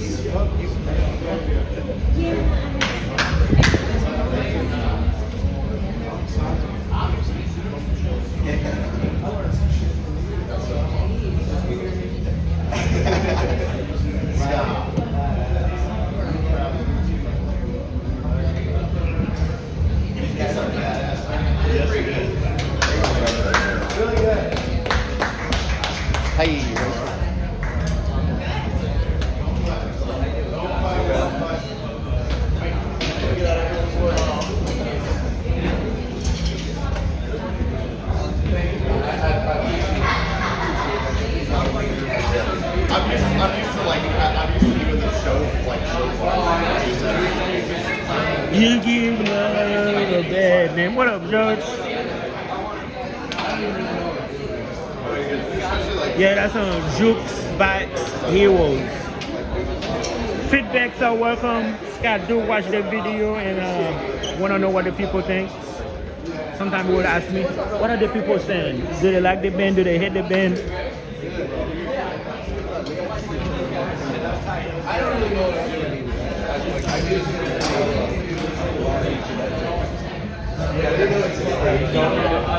So if the way this works for people watching, every Saturday open mic audition at Tootsie from 2 p.m. to 6 p.m. This is invite only, not anybody can just show up. So you go to open mic auditions and then you'll be invited back here if everything goes well. That's not up to me. I'm just a cameraman. That's up to Scott Collier or Mac Dwyer, who'll be hosting it.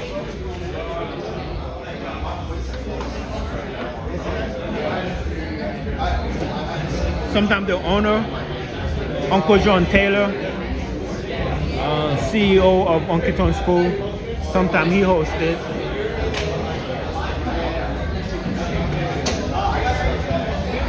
Did you see the post I made about you? You didn't see it? Oh, I was talking bad about you on Facebook. You need to go see it. You need to go see your Facebook and see what I said about you. Oh, I said something, Darren.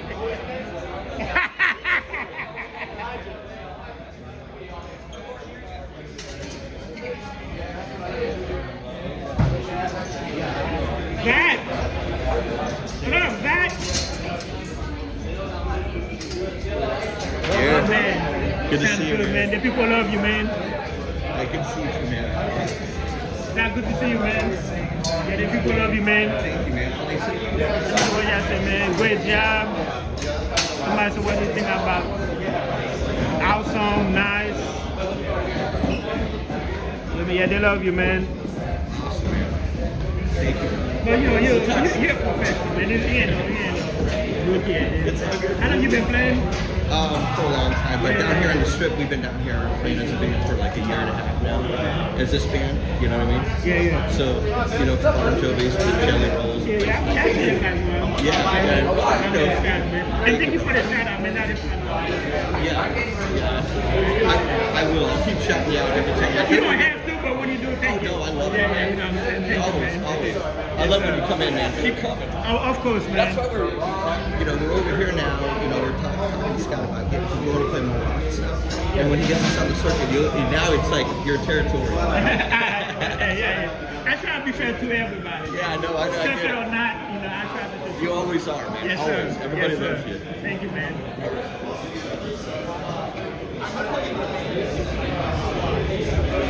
Yeah, me personally, I try to be fair to anybody, whether you're part of the Tootsies or not. Do I want you to be part of the Tootsies? Of course. That's what I promote. But I still show love to everybody and anybody that I can, wherever they allow me, and I'll be there.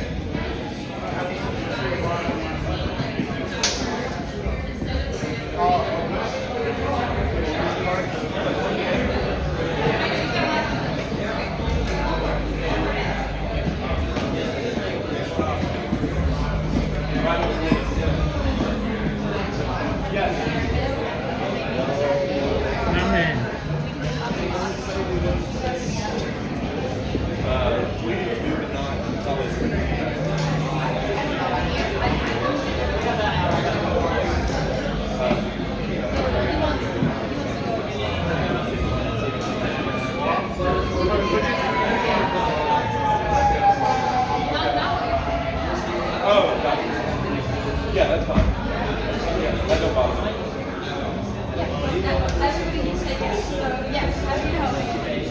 Did you find out? Oh man, it was supposed to be a secret. It was supposed to be a secret. I was hoping you didn't see that. They told me to check. I posted on Instagram, Facebook. Yeah. No, thank you for everything. Let me know. Thank you for everything. You always show me love. You're the man. You're the man.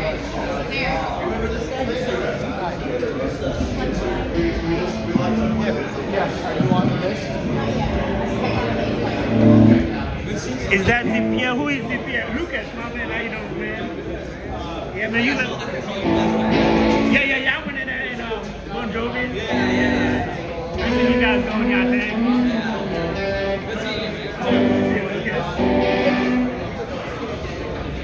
Is that the Who is the Pierre? I do not know who is the Pierre.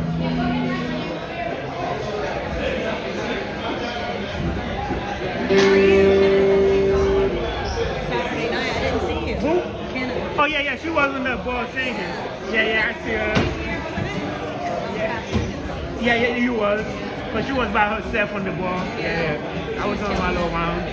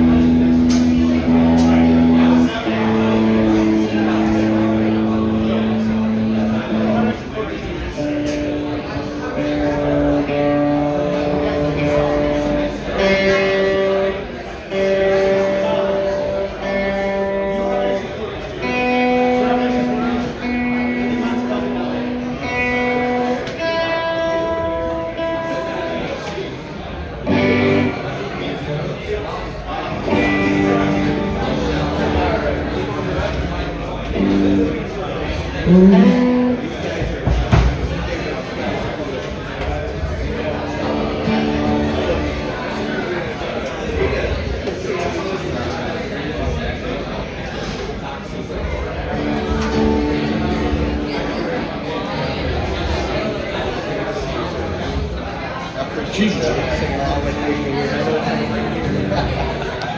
Like, but I just wanted to go through with it because we do just tell me we get to come up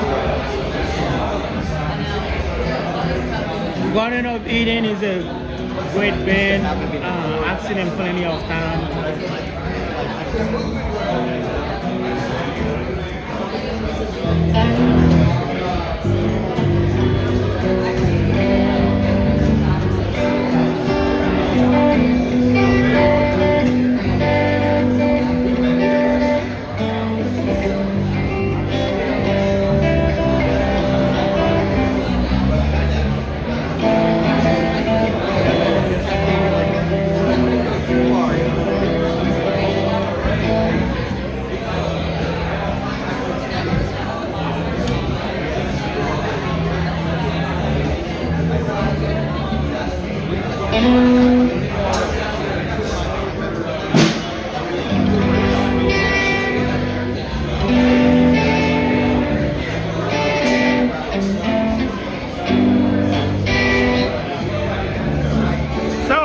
If you guys got the new iPhone, see, I don't care for the new iPhone. I still got an iPhone 12. Actually, this phone.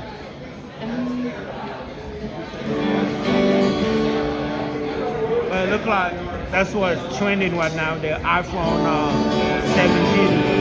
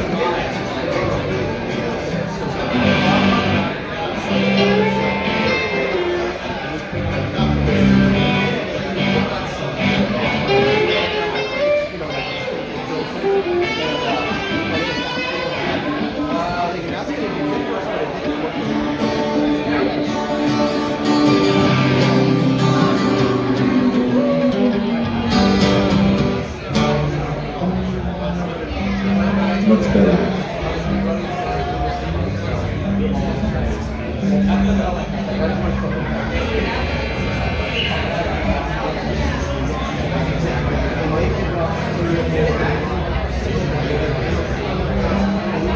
Hey, the drummer can't hear through his in-ears. No, I missed them, Cam. You said you have the iPhone 16? Corey can't hear through his in-ears.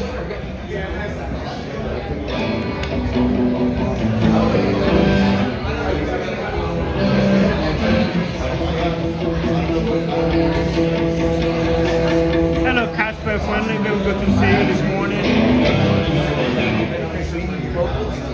Check, check, check, check, check, check, check, check, check, check, check, check, check, check. Hello. Hello. How we doing today? Check, check, check, check. Check, check, check, check, check, check, check. Check, check, check, check, check. Check, check, check, check, check. Check, check, check, check, check, check, check, check, check, check, check. Check, hello, hello, hello. Hello, check, check, check. Check, check, check, check, check, check, check, check. Hello.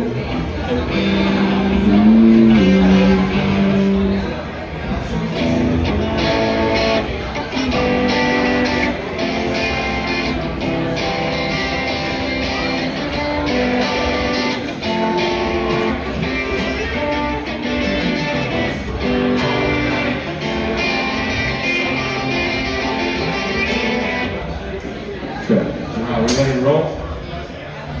All right, how we doing, guys? I'm Will McMahon, this is Elijah Cortez. We're still the unnamed band. We're gonna play Take It Easy for you guys. Take it easy.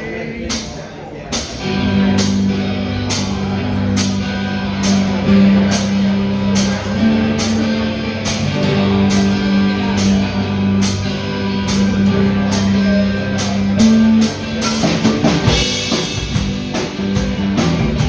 was running down the road trying to loosen my load. I got 7 women on my mind. Oh, they wanna own me too. They wanna tell me once and she's a friend of mine. Easy, take it easy.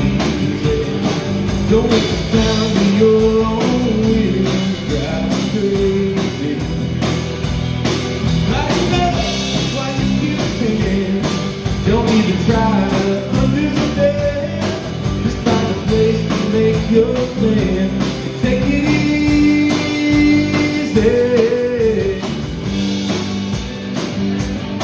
Well, I was standing on the corner with no Arizona. Such a fine sight to me. It's a girl, my love, in a flatbed before slowing down and take a look at me. Come on, baby, don't say maybe.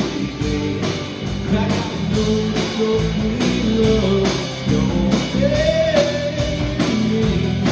We may lose and we may win, but we will never be here again. So enough, I'm coming. Take it easy.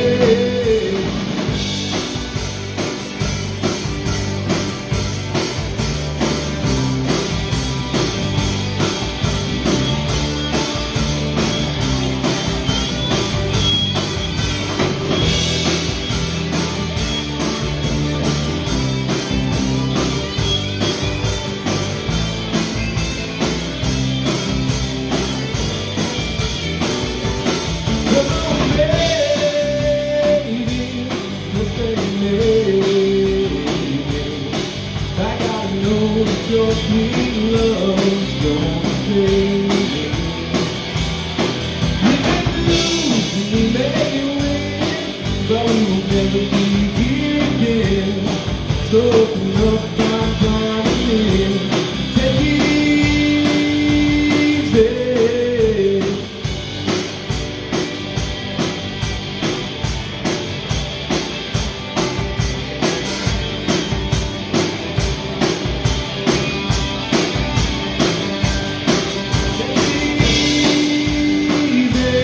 Take it easy.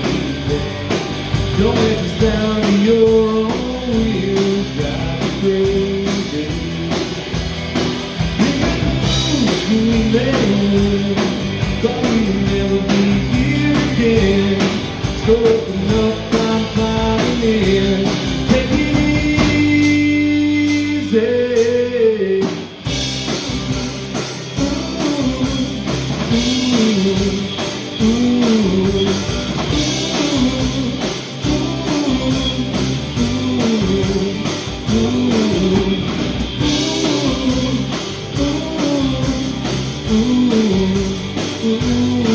We got it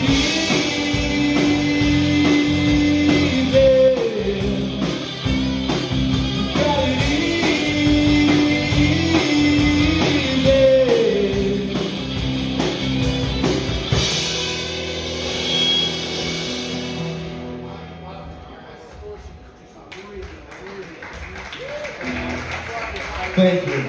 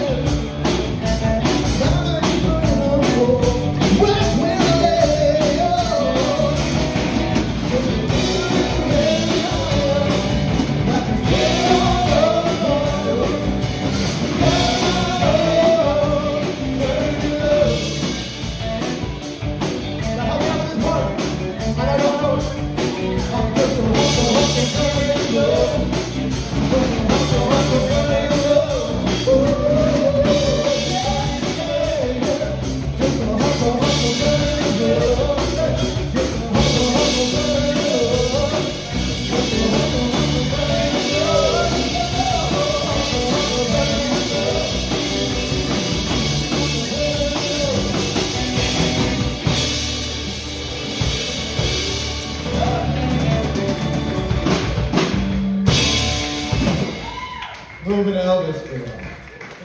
Please don't forget about the king.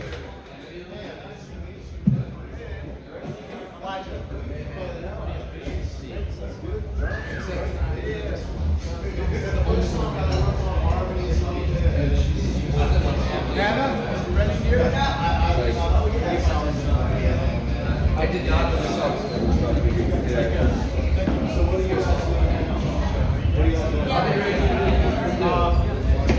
Hannah's up now. You're all switching pace. We do a lot of work with that. I have to and then we just show something aside. To learn how to entertain.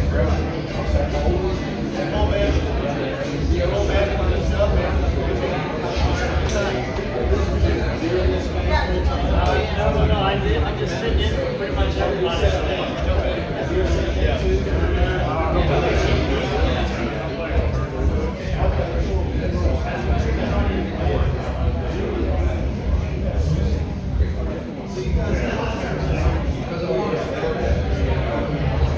So normally it's just us three that are always playing, right? And then he comes in and covers stuff. So that now one was absent.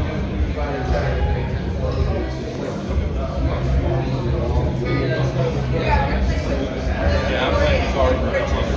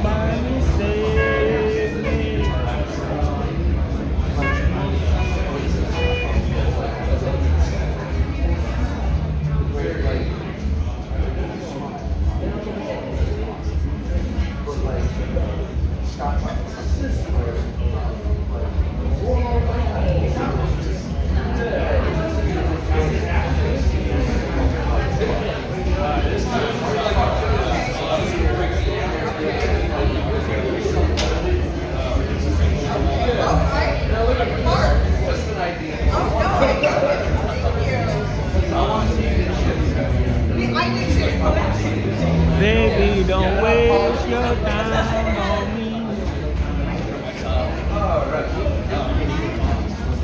Sounds good, man. Welcome to the party.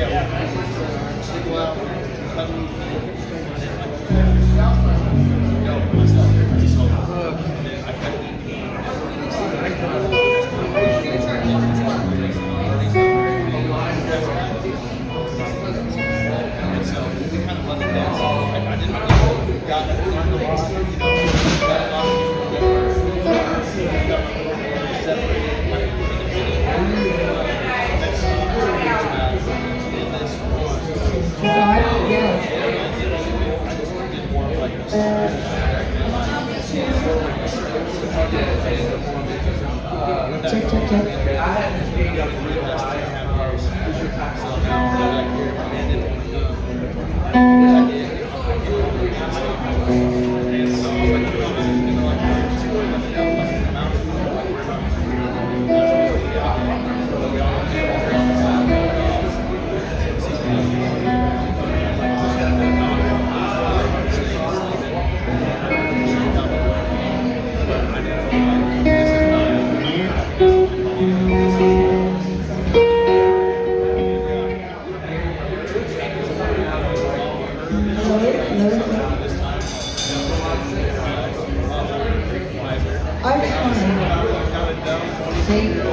Honky Tonk School. Changed my life, changed who I am, and I get to be the person I've always been. I couldn't. Thank you. Good job.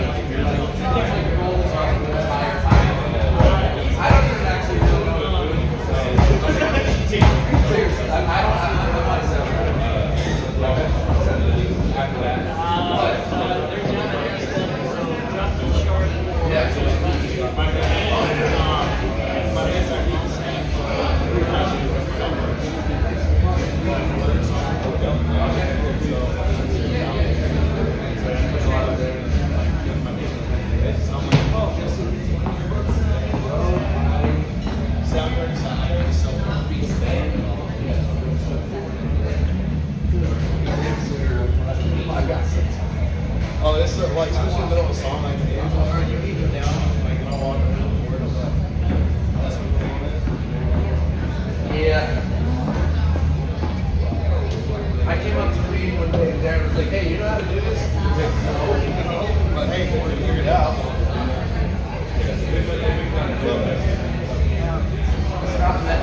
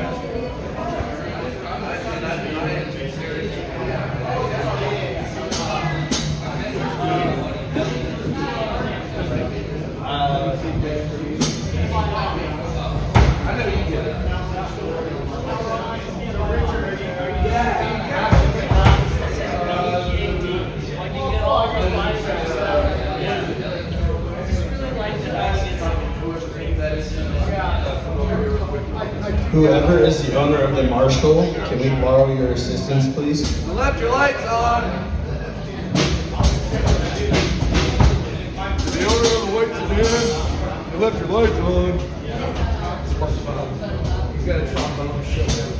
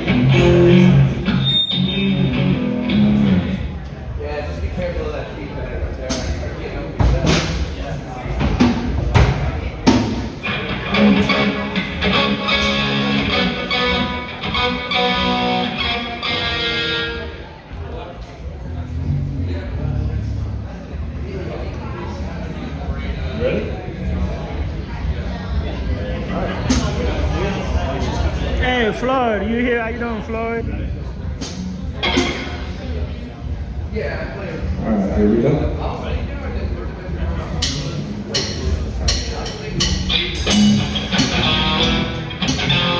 Let me start it real quick.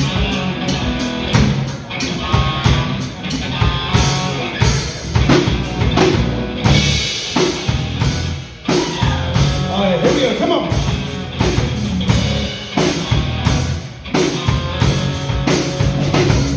She's a high little number, pickup truck, text me when you done texting her. She's probably all night, just down Carolina, bad little chick from damn little Hannah. She's a raging, caging, Louis in the Brunswick, Tootsie, Georgia, Petersburg, Big Southern Hogs, text me one, what's all country.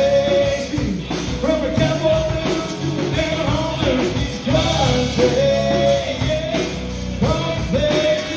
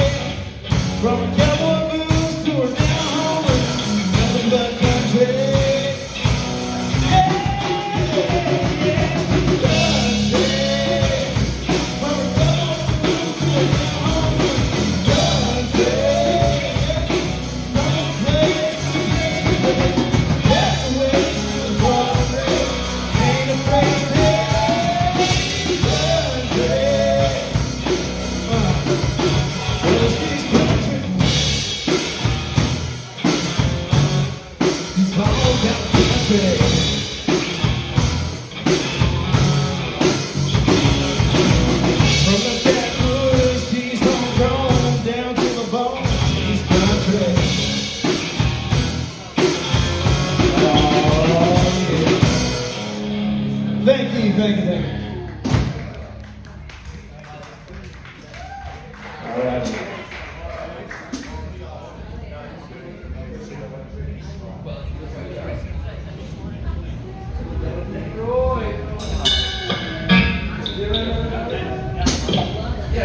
All right, here we go. We're gonna do a tough key song for you.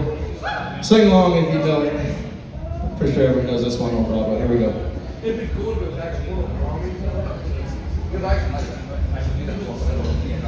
I'll sit there and sing along. You do that. I wouldn't do that with my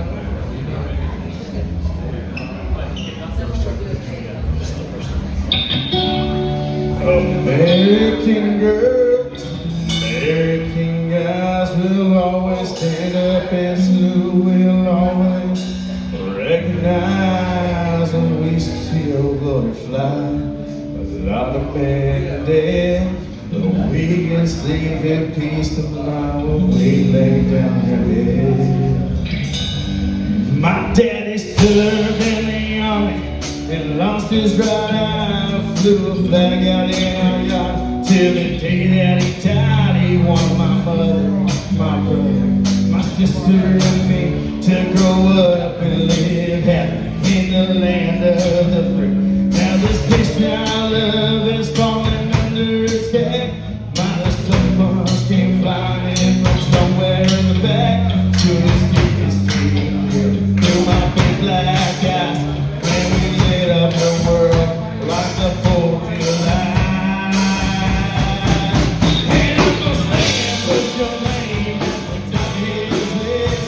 'Cause that's you and the rest I was standing fast. And if we fall, and it's gonna be hell.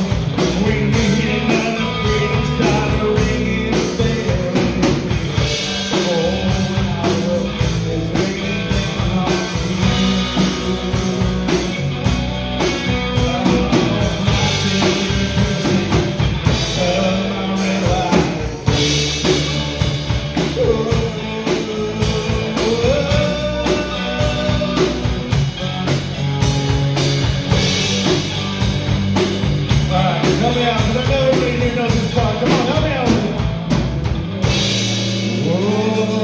justice will be served in the battle rage. This big dog will fight when you ride this cage. You'll be sorry that you missed it, but you is the best.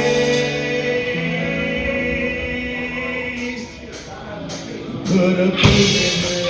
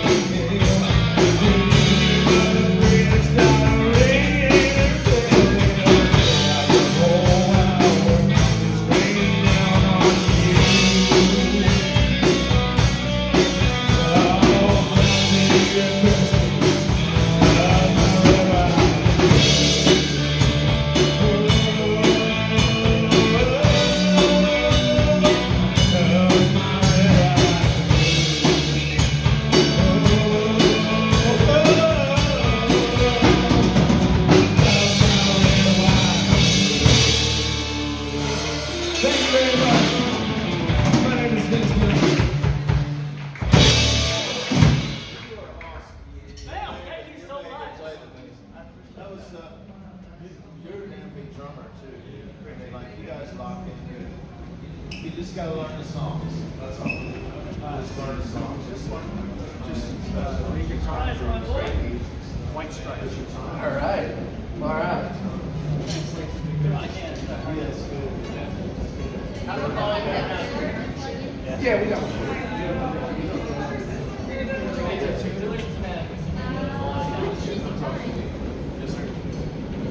I've been looking forward to hearing you do play.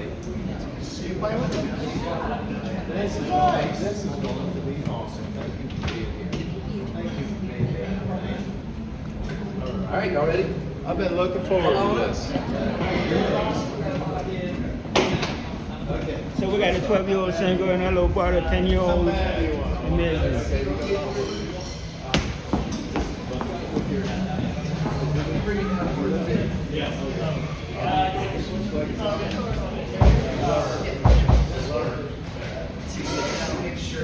Pregnant Hulk Hogan. If y'all want to see pregnant Hulk Hogan's, go to my Instagram. I'll take that.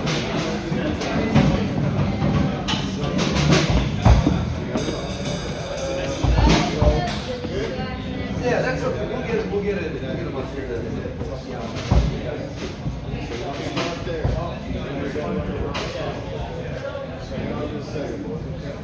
Oh, okay. We'll have you use the lines. Hey, brother, here, quick. Oh, is Marshall yours? No. Oh, never mind. I got you. Okay, let me grab you. Oh, there's some. You gotta be careful. Some of those are I need to start posting more. Yeah, who's the owner of the Marshland? Tyler.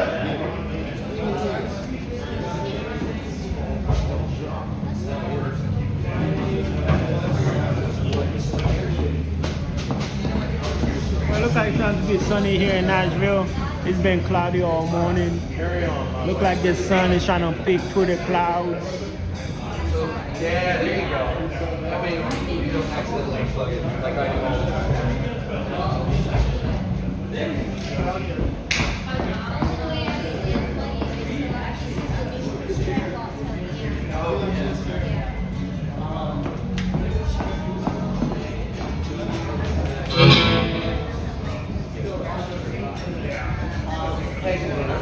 Oh, that was amazing. I saw them Saturday. Yeah, they were amazing.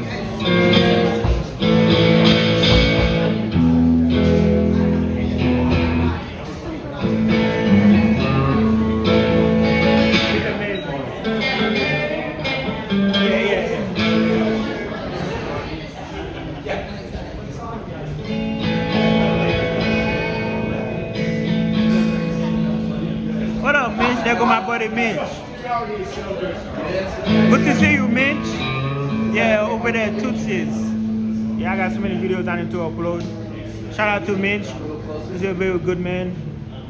Great guitar player, bass player.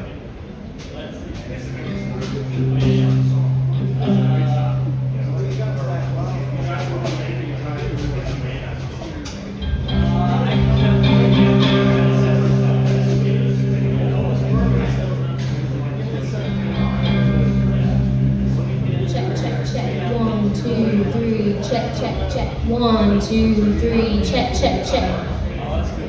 Check, check. 1, 2, 3, check, check. Check. 1, 2, 3, check. Check. Scotty's excited. How's everybody doing today? My name's Kaya, and this is my brother Tiger. We're from North Georgia, and let's get to going. What an introduction. There's a fire starting in my heart, reaching a fever pitches, bringing me at the dark. Finally, I can see you crystal clear. Go ahead and tell me out, and I'll lay your shit bare. See how I will do every piece of you. Don't underestimate the things that I will do. There's a fire starting in my heart, reaching your fever pitches, bringing me at the dark. The scars of your love.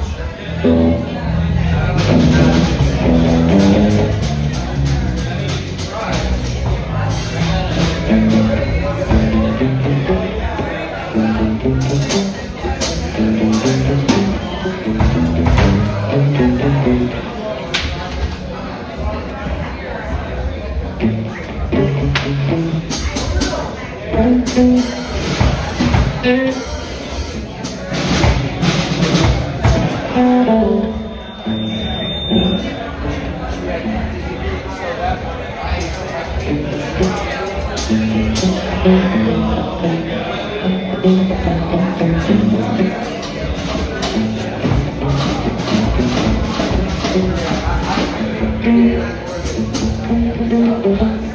up, boss man? Hey, what we gonna do with the Titans, man? Man, that's embarrassing. I heard they was booing them.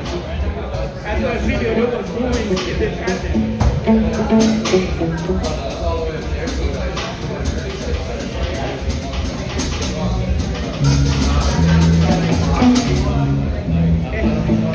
It's part of the process. Yeah. Oh, yeah, that's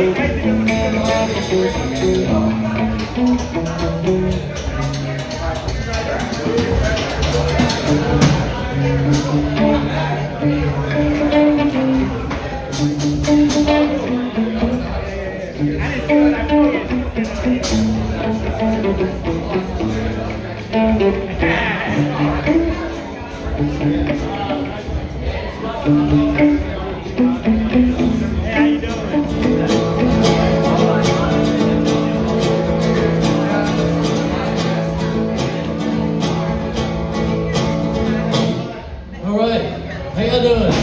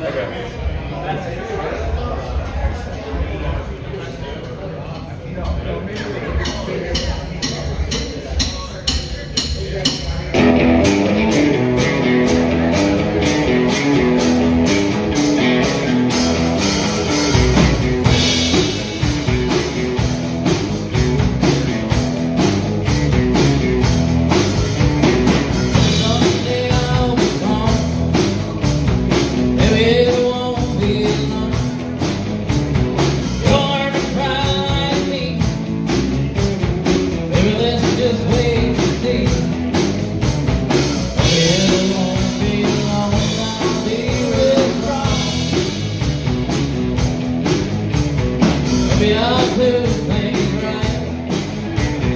Maybe I'll start tonight. You'll know I'm holding up. I'll be the one that's got it rough. Maybe I'll start tonight. Do things right. You control me, oh so lonely. Prove it till I'm free.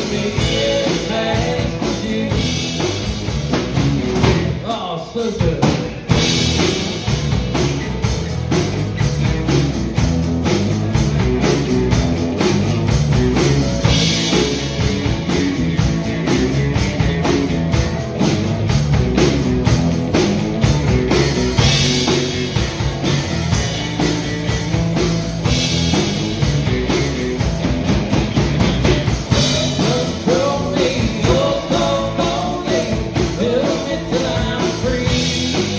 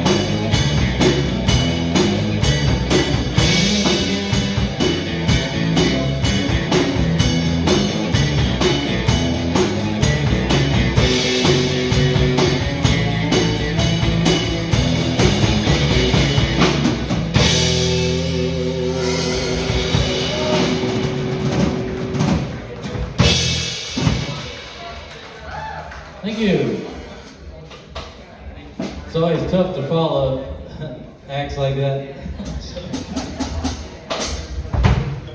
Another one? You got time for another one? All right, cool.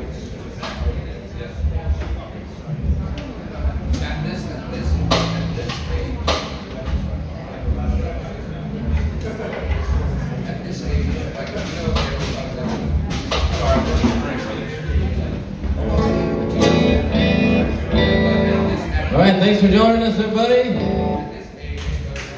Hope you're having fun. Honky Tonk School.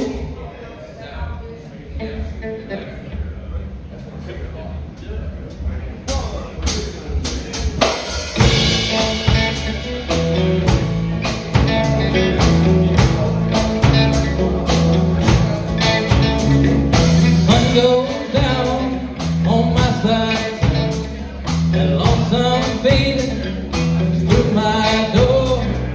Whole world turns blue.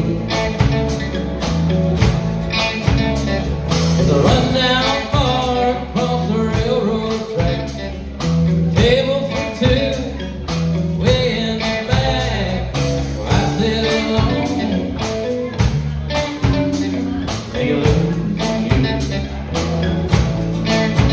Spend most every night beneath the light of a neon light. Help me now. If you lose the one and only, always room there for the lonely.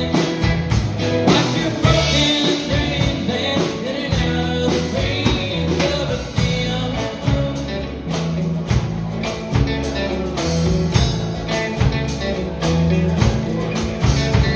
Like a two young lovers, wild and free.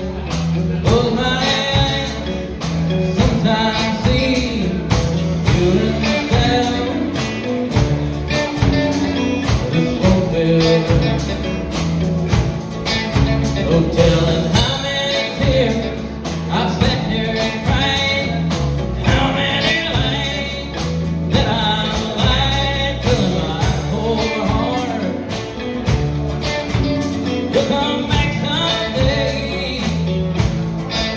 Oh, I'll be alright, long as there's light in the neon moon. Oh, if you lose your one and only, always room there for the lonely. Watch your broken dreams dance in and out of the dreams of a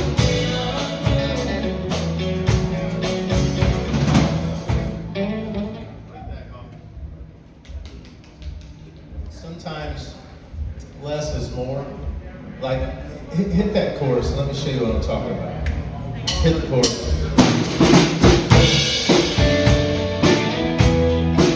Like if you don't push it, if you just take it and let it flow. So watch your broken dreams dance in and out of the dreams of neon. Sometimes you don't push it, you just let it flow. Watch your broken dreams dance in and out of the dreams of neon. Got that little finesse in there. That second chorus, okay? I think of two young lovers running wild. I close my eyes, I sometimes see you in the shadows of this smoke-filled room. See, you gotta let it breathe. Where it's good. Don't push it. Just let the music take you where it goes, okay? Sing the second chorus, sing the second verse and the chorus, and don't push it, okay? Just let it flow. Two young lovers, wild and free. Close my eyes, sometimes see you in the shadow of this smoke-filled room. Telling how many tears I've sat here crying. How many lies that I've lied to my poor heart.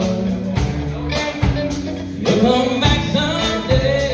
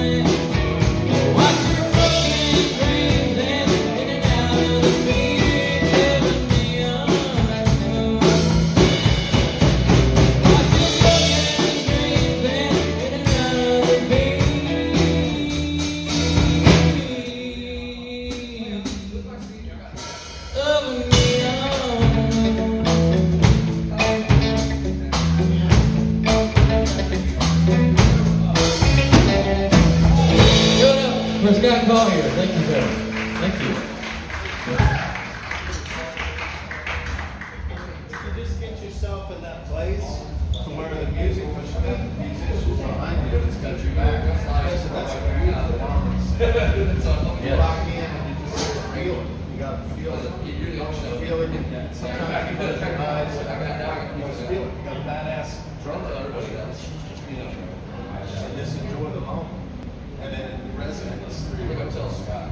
Absolutely. Thank you so much, Scott. Give it up again. Thank you.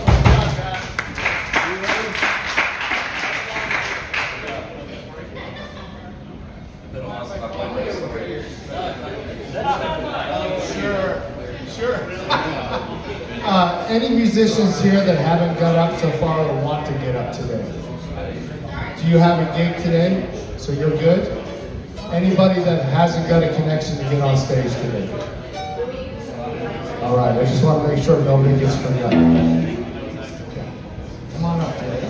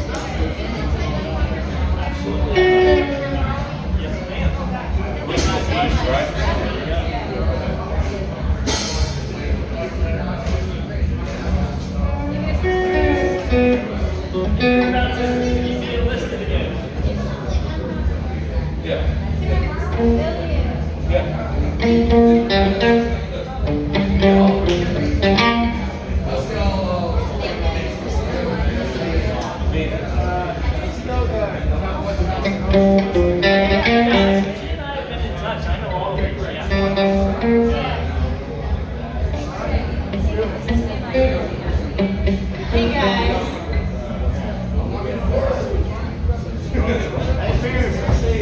Woo! Mike. See, Pierre. I'm so excited. See, man. You have a great day. I got to go.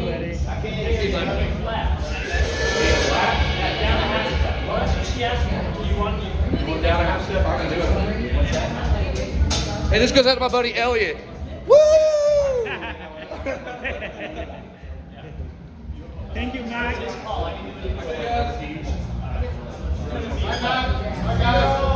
See, Jared, I love you. Hey, tell you what, you did a good job dressing me. I will. Can y'all hear me? Alright, this song is Martina McBride, Broken Wing. First concert I ever went to was Martina McBride. Who doesn't love her? I was 5 years old, and she came out into the audience and brought all the little kids up on stage, and I held her hand as I walked up. It was a Christmas concert, and then they had, you know, the videos panning to us kids on the stage, and my mom, she's a mom, so mind you, she said they kept panning back to you, Paige, because you knew all the words. I love Martina. Yeah, all right.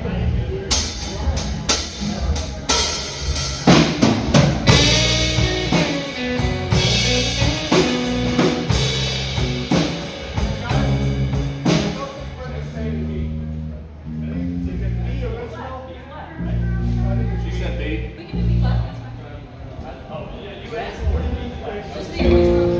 I'll do it in B flat. Whatever you guys want for her. Okay, B flat.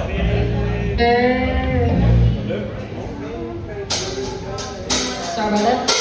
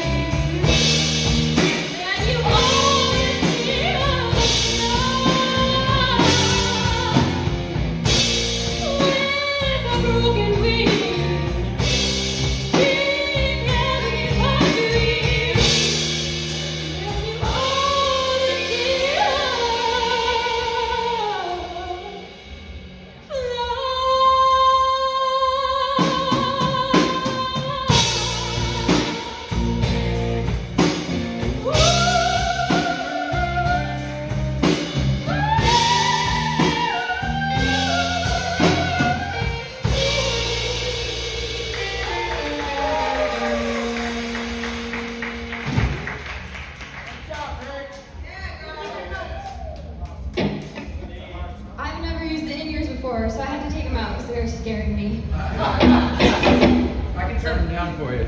I just don't know. I just can't keep them in my ears. It's all good. So, Cowboy Casanova. That's another one? Yeah. Cool. Whenever you're ready.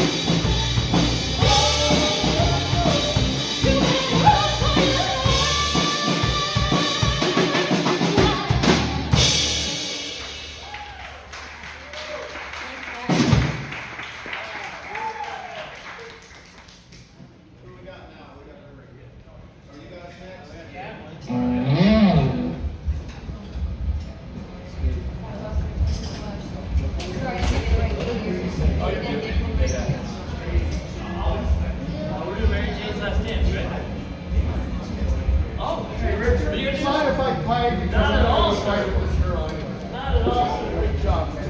Thank you so much. Thank you so much.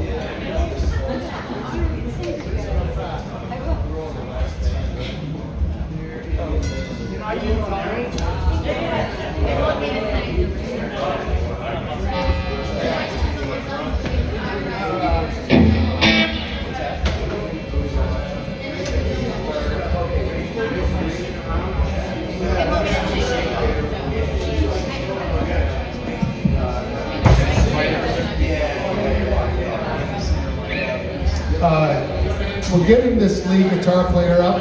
The singer left, so Rob is going to fill in and sing a couple songs with this gentleman. And then I'm going to play a couple songs with Rob, just so we all know what's happening.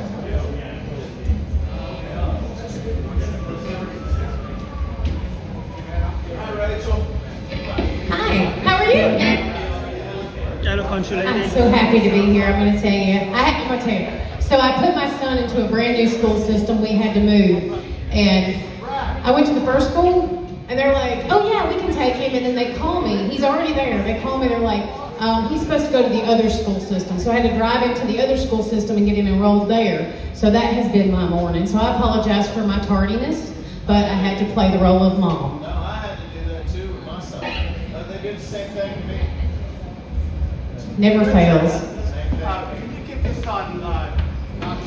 That hassle with the school system. Hello, Jeff. Hello, John.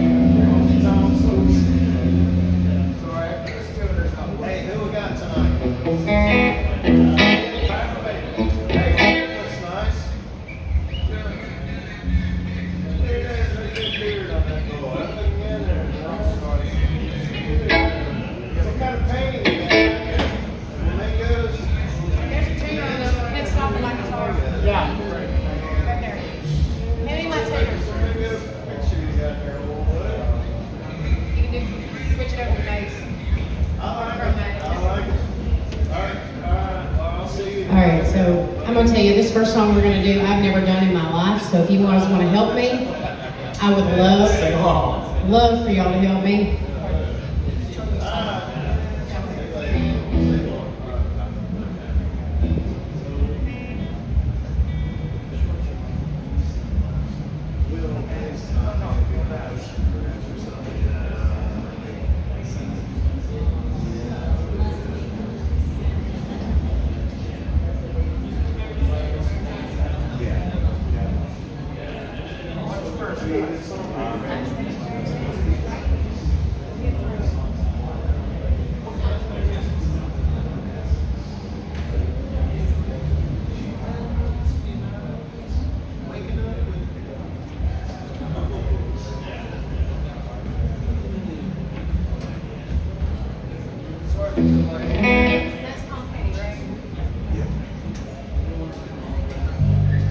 We're gonna sing crazy.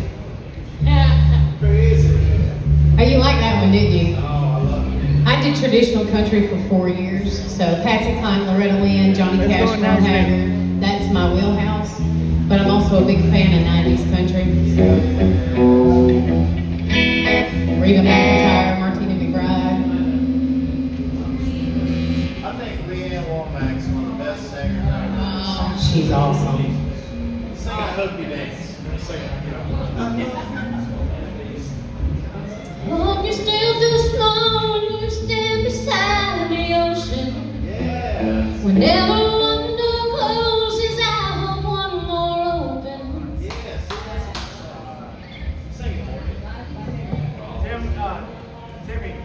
Tim, just let me know I'll call you.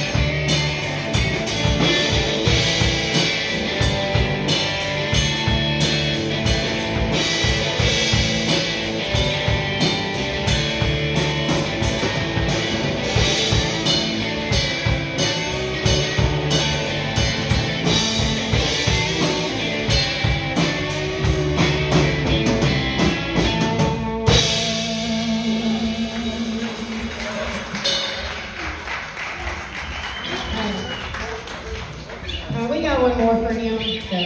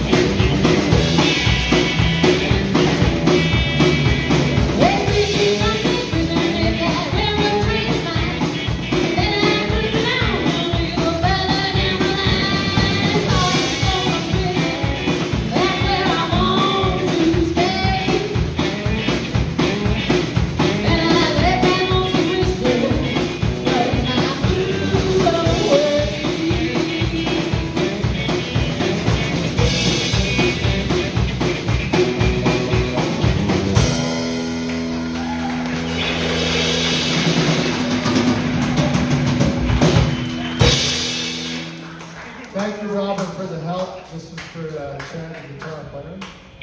Where are you from, Chad? Columbus, Ohio. Columbus, Ohio. All right. Thank you so much. Thank you.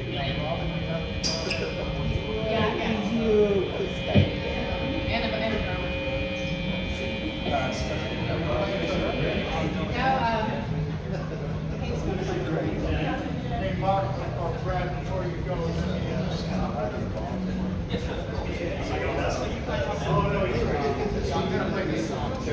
My bag is over there in the floor, and the top zipper should be a green cord.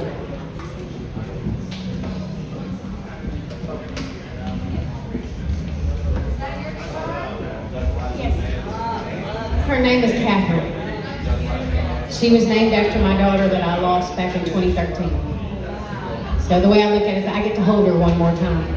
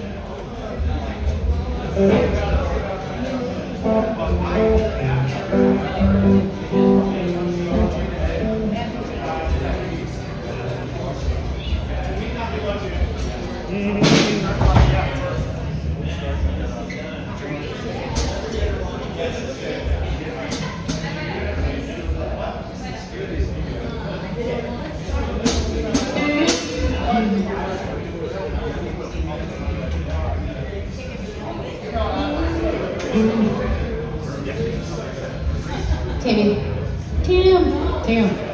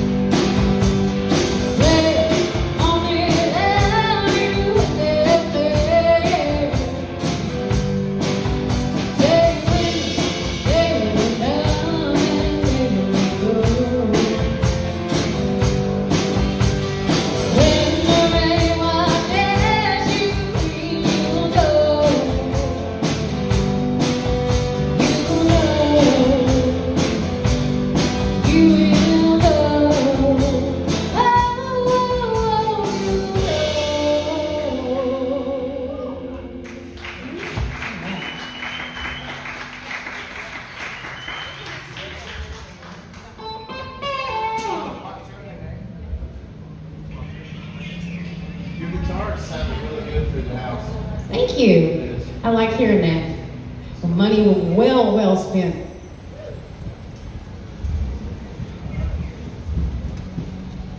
Paid a lot for it. Yeah. She's an expensive girl, but she plays pretty.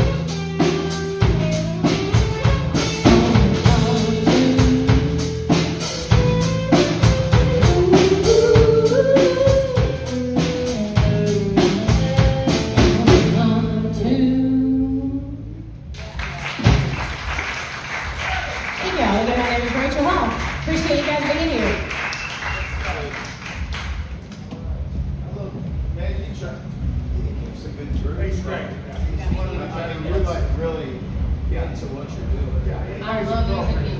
That's what I thought. He's a good little kick. And, he plays really soft. It's good. One of the better ones. Thank you.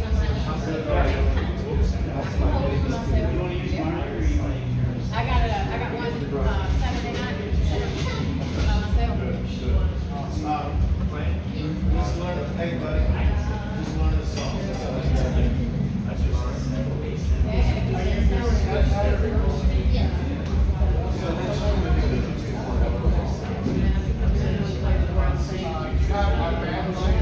Yes. I asked Richard, but I don't know if he wanted to stay. I'll stay right. You do? No, I got it wrong. Okay. Sure.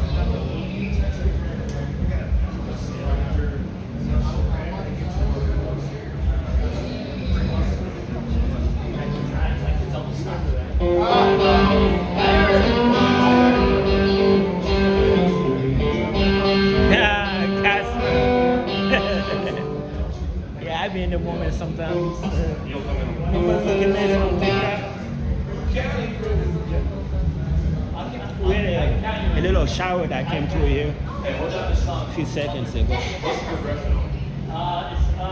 G, F, cigarette, C, and then back to G, and that's the whole thing. Good. Yeah, so.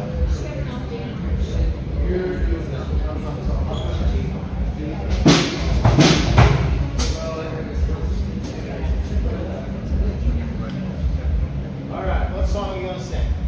Hi everyone, my name is Davina Shea, hailing all the way from Springfield, Illinois, and I'll be singing Gunpowder and Lead. Good. Gunpowder and Lead. That's what Ivy Howe used to say. Gunpowder and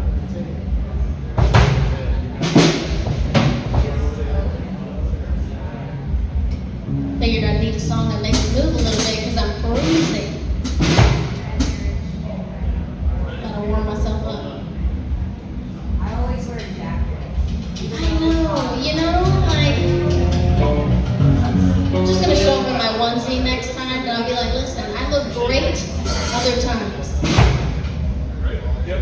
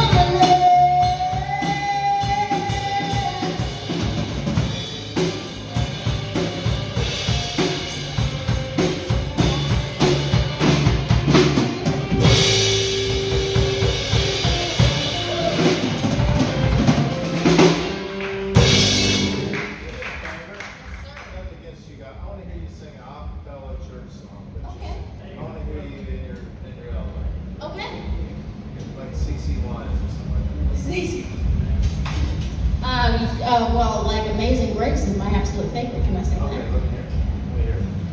Let me hear what you got.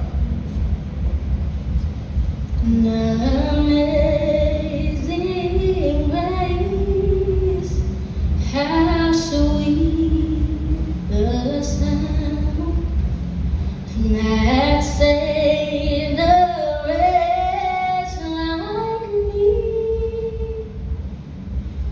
I once was lost, but now I am found. Was blind, but now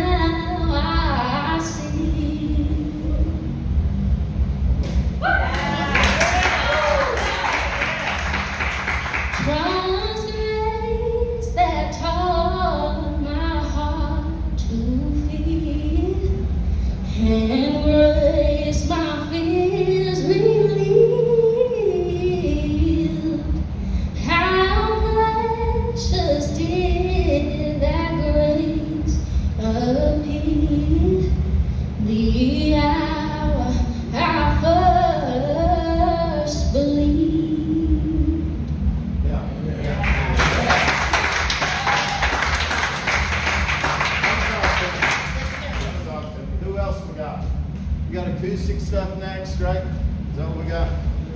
Yes. Yeah, 'cause we got. Hey, no, where's the music? You guys need to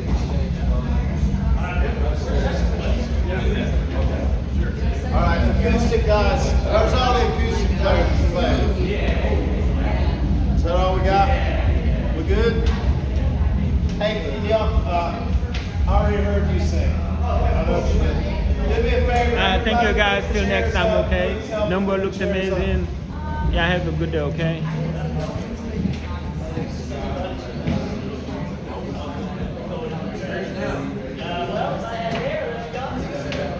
Oh no, please, Deb.